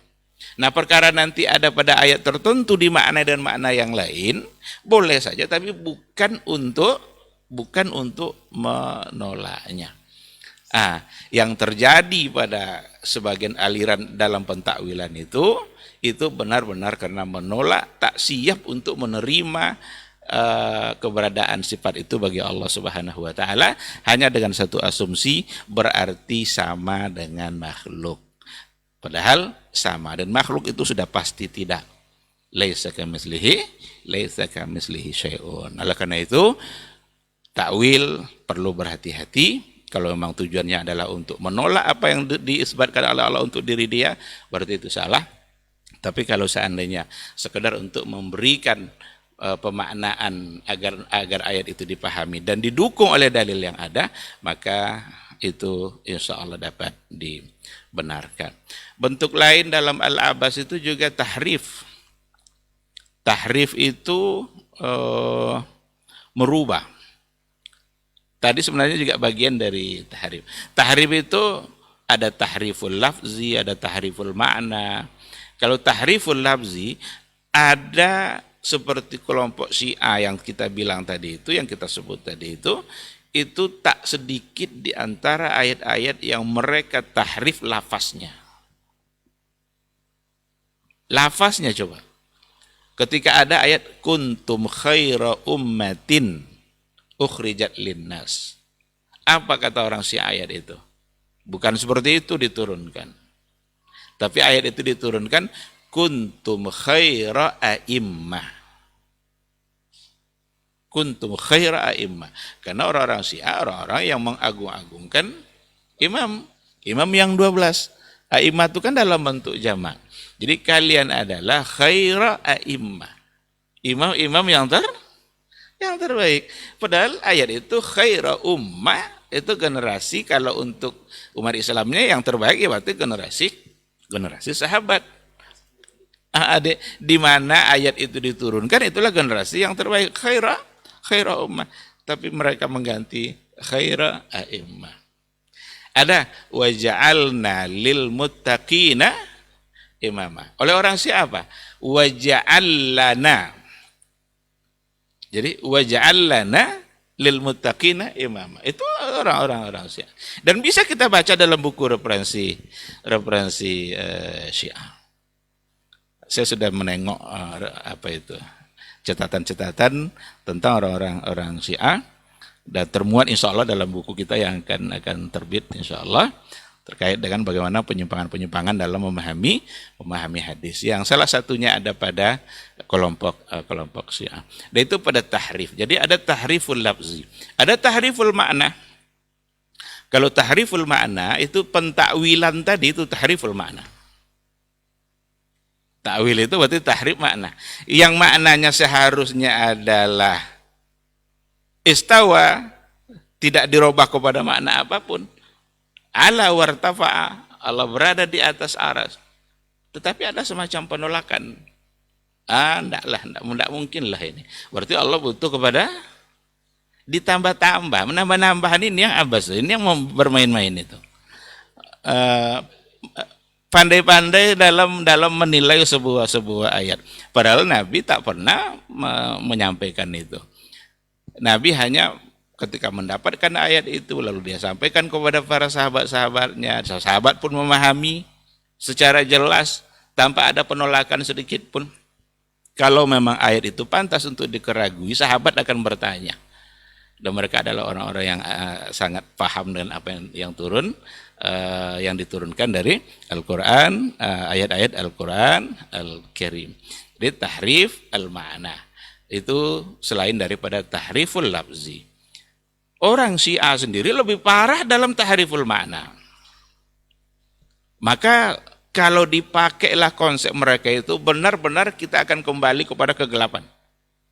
hilang cahaya yang tadi. Padahal perjuangannya luar biasa generasi terbaik di dalam menyampaikan agama ini kepada masyarakat. Orang-orang Syiah sangat berani dan sangat tidak bisa diterima. Seperti kata Baqarah itu yang ada dalam Al-Quran, innallaha ya'murukum an tazbahu baqarah.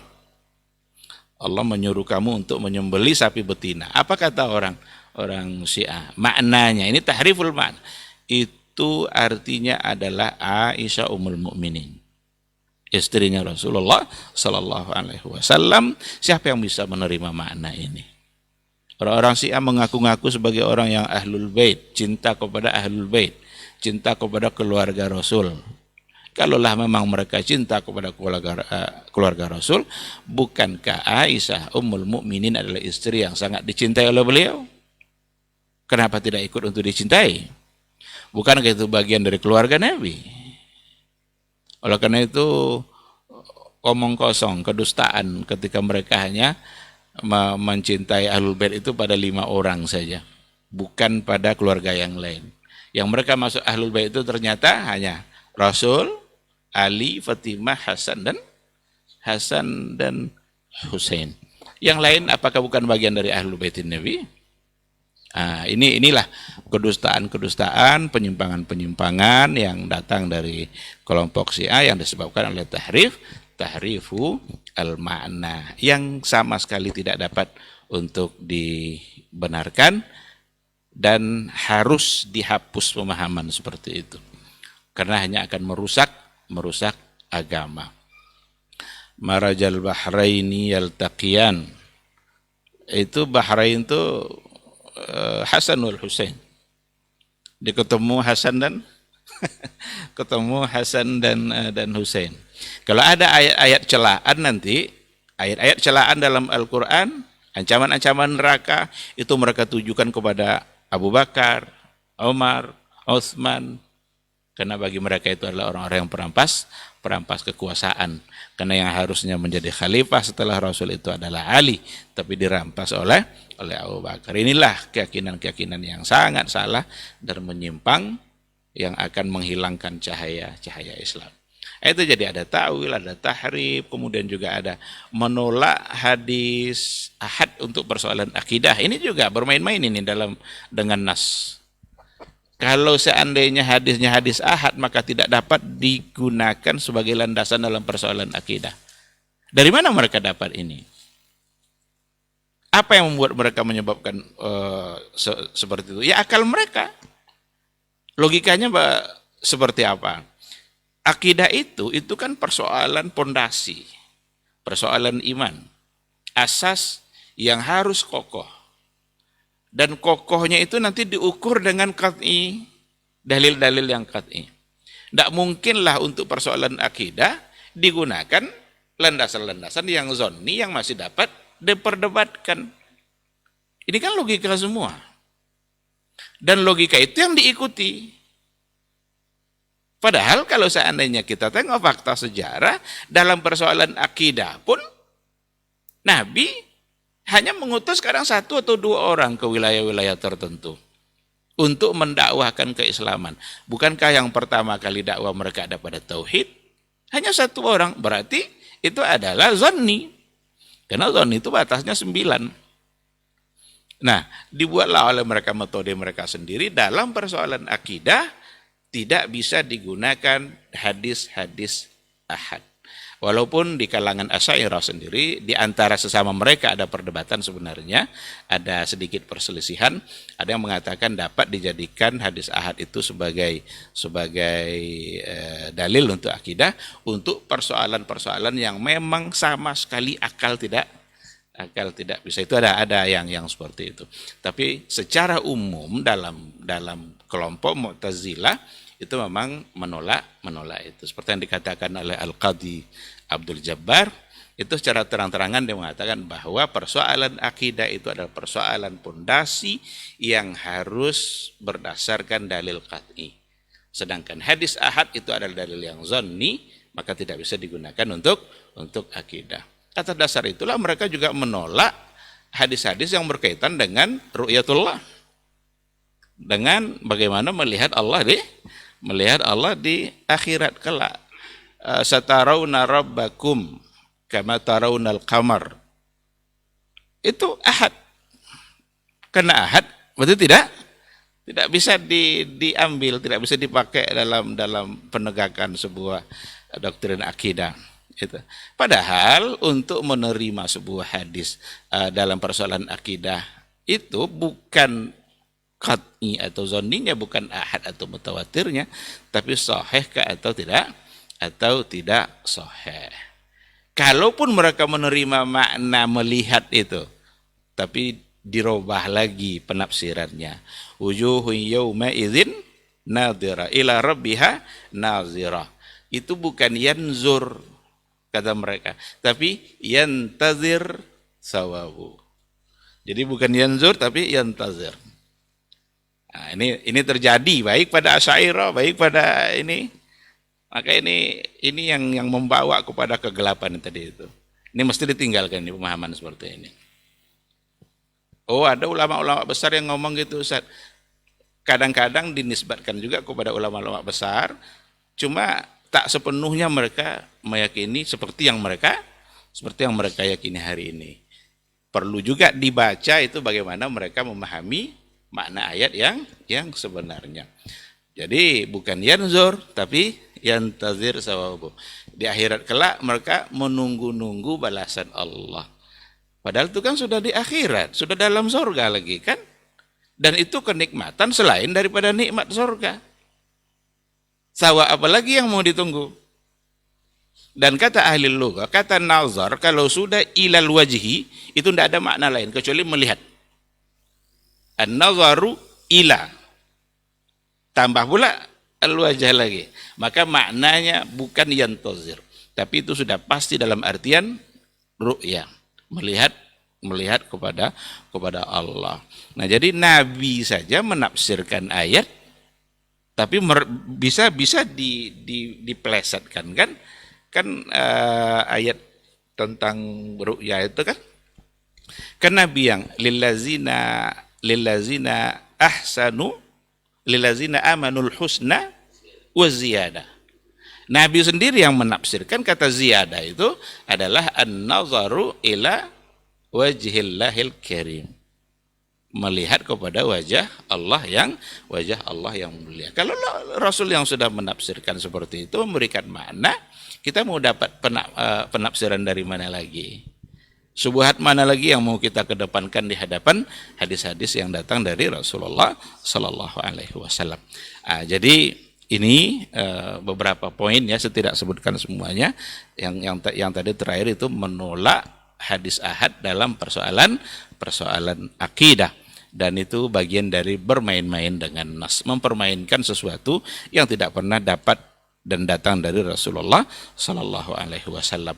Kalaulah persoalan akidah harus jumlahnya banyak sampai 10, niscaya Nabi akan mengutus duta dakwahnya 10 orang, minimal 10 orang dalam menyampaikan perkara iman. Ada poin yang ketiga, itu juga bagian dari metode baru oleh ahlul ahwa wal bid'ah yang mendatangkan kegelapan dalam beragama. Mereka datangkan cara-cara baru yang tidak pernah ada sebelumnya. Apa contohnya? Al-Kashf. Al-Kashf itu dari kalangan sufi, kelompok sufi. Al-Kashf itu satu keadaan hati yang sudah sampai pada puncaknya, karena berhasil dengan riyadhah-riyadhahnya, maka terbukalah bagi dia hal-hal yang gaib. Oleh karena itu kalau sudah sampai ke derajat itu, ini sudah derajat tertinggi ini. Hati mereka itu sudah mengambil langsung dari Allah. Sehingga sanadnya itu, haddatsani qalbi an rabbi. Haddatsani qalbi an rabbi. Kalau sudah seperti itu, dan hatinya ngomong seperti itu, dari orang yang sampai pada maqam kasyaf tadi itu wajib dia terima. Bahkan dalam keyakinan kelompok sufi itu, ketika ada hadis yang dhaif, tetapi berdasarkan kasyaf, wali tadi mengatakan ini sahih, maka yang dikedepankan kasyafnya itu, bahwa yang dhaif ini sahih. Atau kebalikannya, ada hadis yang sahih, tapi berdasarkan kepada kasyaf, hati seorang wali yang dapat langsung dari Rabbnya, dikatakannya itu dhaif, berarti yang dikedepankannya adalah apa yang dihasilkan oleh hatinya. Kita tidak mengatakan ini datang dari semua orang sufi, tetapi al-kasyaf itu satu metode yang sangat terkenal dan tidak bisa dibantah. Ini memang sudah menjadi pengetahuan umum di kalangan sufi. Meskipun tidak semua orang sufi barangkali seperti itu, bisa-bisa saja. Tetapi setidaknya pada gulatul mutasawwifah, orang-orang yang memang gulu di kalangan orang sufi itu sampai ke tingkat seperti itu. Bahkan ada di antara mereka yang menganggap para wali itu lebih afdal daripada nabi. Seperti yang diungkapkan sendiri oleh Abu Yazid Al-Bustami. Apa katanya? Nabi itu sampai kepada bagian pinggir-pinggir pantainya, sedangkan para wali sudah menyelam sampai ke dalam laut sana. Jadi kalau Nabi cuma sampai ke pinggir pantainya, para aulia sudah menyelam sampai ke dasar laut. Dan mereka juga memperolok-olok orang-orang yang mereka anggap sebagai ahlul zahir.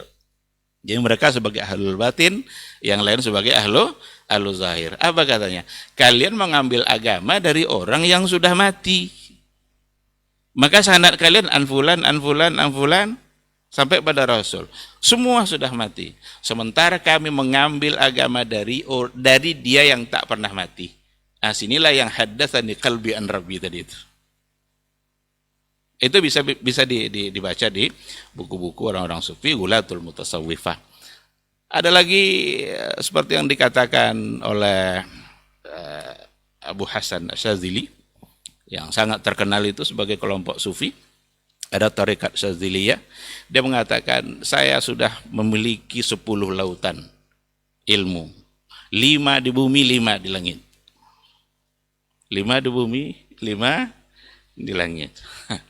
Nah, yang di langit siapa? Jibril, Mikail, Israfil, yang malaikat-malaikat itu. Itu adalah lautan ilmu yang bisa dia dapatkan. Sedangkan yang dari bumi, Nabi Muhammad SAW, nanti Abu Bakar, Umar, Utsman. Ini siapa yang bisa menerima ini? Ketika dia mengungkapkan sesuatu, dia sudah berhak untuk menentukan inilah kebenaran dengan konsep kasyaf tadi itu. Karena kasyaf itu sudah terbuka baginya hal-hal yang gaib. Allah sudah membukakan baginya perkara-perkara yang gaib sehingga dia bisa mengetahui masalah-masalah yang gaib. Di sini jugalah pengakuan-pengakuan orang-orang kelompok sufi itu, sebagian mereka bisa Isra Mi'raj, dia kapan mau saja. Kalau Nabi Muhammad kita hanya sekali Isra Mi'raj, kalau mereka bisa berkali-kali kapan dia mau. Ada viral yang video baru landing dia dari Sidratul Muntaha kan dilipat-lipatnya pakaian ihram kayaknya itu. Gimana rasanya Pak baru landing dari Sidratul Muntaha? Alhamdulillah saya merasakan kenikmatan, ketenangan hati yang luar biasa. Janganlah dibodoh-bodohin umat manusia ini dengan hal-hal yang tidak pantas. Karena kebodohan itu adalah kegelapan. Tapi yang harus disampaikan adalah ilmu, karena ilmu itu adalah cahaya. Yang terakhir barangkali poin yang terakhir, di antara yang akan juga menimbulkan penyimpangan-penyimpangan dalam beragama, itu memang taklid a'ma. Taklid buta, tadi sudah disinggung, dari dulu juga sudah ada, dan sekarang ingin atau nampaknya taklid buta ini menjadi pegangan. Ada orang yang menilai satu kebenaran berdasarkan kepada orang tertentu, kalau datang dari orang itu maka pasti benar. Kalau Habib ini yang ngomong, ini tidak ada cerita, ini pasti benar. Padahal kebenaran itu bukan ditentukan oleh Habib atau tidaknya, tetapi kebenaran ditentukan oleh sesuai atau tidak dengan Al-Quran dan Sunnah. Banyak orang yang hanya ngikut gitu saja. Dan kalau seandainya kita dengarkan cerita-cerita dari para Habib itu sendiri, banyak yang tidak masuk akal. Yang tidak masuk akal. Saya nggak tahu ini, kok orang bisa ngikut gitu aja, tidak ada sedikit pun mencoba untuk membantah. Ada Habib yang bilang, ada orang yang bilang Habib itu mengambil tanah dari matahari. Mau mengambil tanah matahari, tanah apa yang mau diambil dari matahari? Tapi kok tidak ada yang membantah di antara murid-muridnya, kok nerima aja gitu. Ada dititipkan tanah dari matahari itu ke pondok apa gitu, jadilah berkah pondok itu. Ini sesuatu yang tentu saja tidak benar. Mari sama-sama kita gunakan kecerdasan dan akal yang sudah diberikan oleh Allah Subhanahu wa taala untuk memikirkannya, tetapi harus tunduk kepada apa yang dikatakan oleh Allah dan oleh Rasulullah sallallahu alaihi wasallam. Kalau seandainya hanya pakai akal nalar semata tanpa diukur nanti dengan Quran Sunnah, ya akan terjadi juga penyimpangan demi penyimpangan. Terima kasih, ini mungkin yang bisa saya sampaikan. Semoga kita tetap berada di dalam cahaya, dan semoga kita tidak keluar dari cahaya itu berubah kepada kegelapan. Dan caranya adalah bertahanlah di atas apa yang dipahami oleh generasi salaf yang terbaik dulu dalam beragama, kedepankan Al-Quran dan Sunnah, tundukkan akal kita kepadanya, jangan sekali-kali mengedepankan dan mendahulukan akal kita daripada apa yang dikatakan oleh Allah dan oleh Rasulullah sallallahu alaihi wasallam. Terima kasih. Subhanakallahumma bihamdika, asyhadu an la ilaha illa anta, astaghfiruka wa atubu ilaik. Wassalamualaikum warahmatullahi wabarakatuh. Waalaikumsalam warahmatullahi wabarakatuh. Taib, jazakallah khairan Ustaz untuk materi kita di kesempatan hari ini. Masya Allah luar biasa, memang daging semua. Dan kalau kita sedikit bisa mengambil potongan dari penjelasan Ustaz tadi, memang kreatif-kreatif sekali untuk kita hari ini Ustaz ya. Sampai ayat Al-Quran dan agama pun serta makna pun bisa diplesetkan sesuai keinginan hawa nafsu. Mudah-mudahan kita tetap dalam cahaya yang terang, tidak kembali gelap atau tidak kembali tanpa cahaya seperti dulu zaman jahiliyah. Sebelum kita akhiri Ustaz, mungkin sedikit kita menjawab pertanyaan. Ada satu pertanyaan yang masuk di 082174 909 911. Ustaz, dari Abdullah di Cipta Karya, apakah ini termasuk cahaya dari ilmu atau keterangan yang luar biasa dari sebuah pemikiran sampai manusia zaman sekarang ini lahir dari perkataan-perkataan ahli ilmu juga Ustaz? Mengapa Allah menyuruh iblis untuk bersujud kepada Adam padahal tahu iblis itu tidak akan melakukan? Kemudian mengapa wahyu pertama itu di Gua Hira bukan di masjid, padahal masjid paling mulia katanya? Kemudian mengapa Allah menciptakan babi kalau harus juga mengharamkan babi tersebut? Dan mengapa Allah tidak menjadikan manusia itu tunduk atau masuk surga semuanya Ustaz? Ini mohon penjelasan. Jazakallah khairan Ustaz.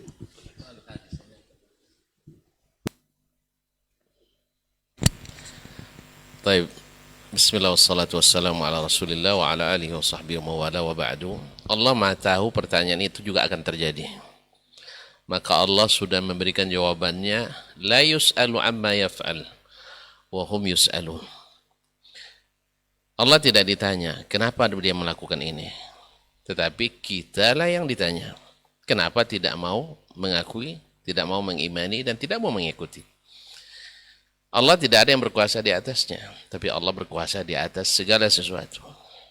Dan tak satu pun perintahnya dan tidak satu pun larangannya luput dari hikmah. Diketahui oleh yang tahu atau tidak diketahui oleh yang jahil. Oleh sebab itu pertanyaan seperti ini kalau sempat ditanya di majlis Imam Malik, kena usir ini. Innaka dhallun mudil min ahlil bid'ah wallahu musta'an. Baik, jazakallah khairan. Mudah-mudahan yang bertanya bisa memahami, mudah-mudahan tidak mengambil perkataan seperti ini Ustaz ya. Ada tambahan Ustaz? Naam? Ustaz ada tambahan? Fadhal Ustaz. Bismillahirrahmanirrahim. Terima kasih atas waktu yang diberikan.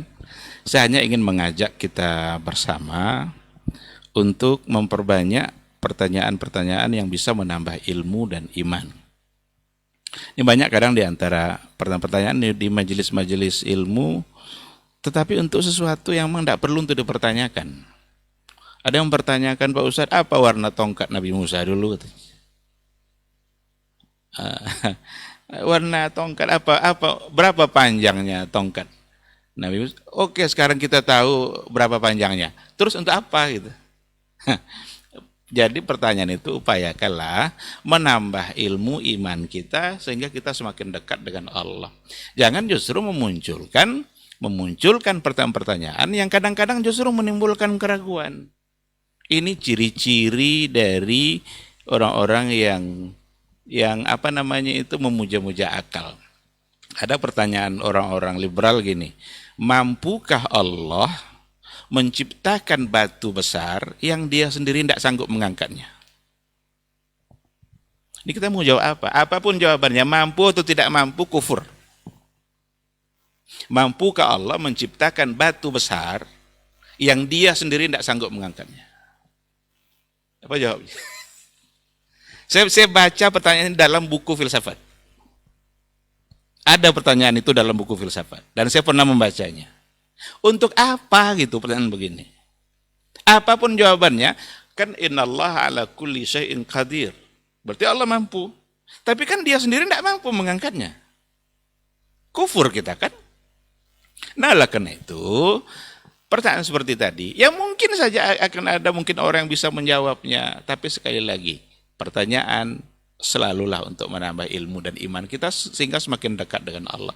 Untuk apa Allah ciptakan iblis? Padahal dia akan menggoda. Coba kalau Allah tidak ciptakan, aman kita kan? Untuk apa Allah ciptakan babi kalau juga akan diharamkan? Satu hal yang harus kita camkan bahwa tidak ada satupun yang sia-sia dalam perbuatan Allah. Kalaulah tidak ada iblis itu, kita tidak hidup di dunia ini. Tidak hidup kita di dunia ini kan? Iblis kan dulu gara-gara dia Adam diciptakan, gara-gara iblis Adam keluar dan turun ke muka bumi, maka kita tinggal di bumi. Ada dulu seorang pejabat di kedutaan nanya sama mahasiswa, kenapa iblis Allah ciptakan? Kalau iblis tidak Allah ciptakan, bapak tidak jadi pejabat di sini. Kalau lah enggak, kan itu kan gara-gara iblis Adam turun ke bumi kan? Lalu dia punya keturunan, jadilah bapak.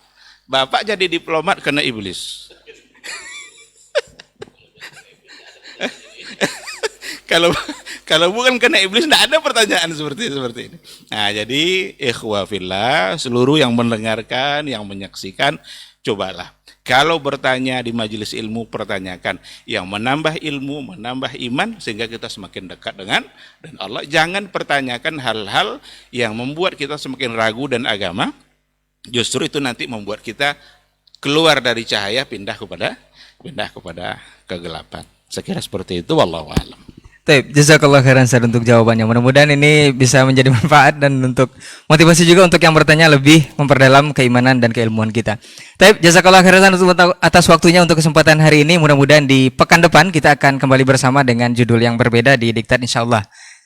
Kita tutup kesempatan hari ini atau dialog kita hari ini dengan doa kafaratul majelis. Subhanakallahumma wa bihamdika asyhadu an la ilaha illa anta astaghfiruka wa atubu ilaik. Wassalamualaikum warahmatullahi wabarakatuh.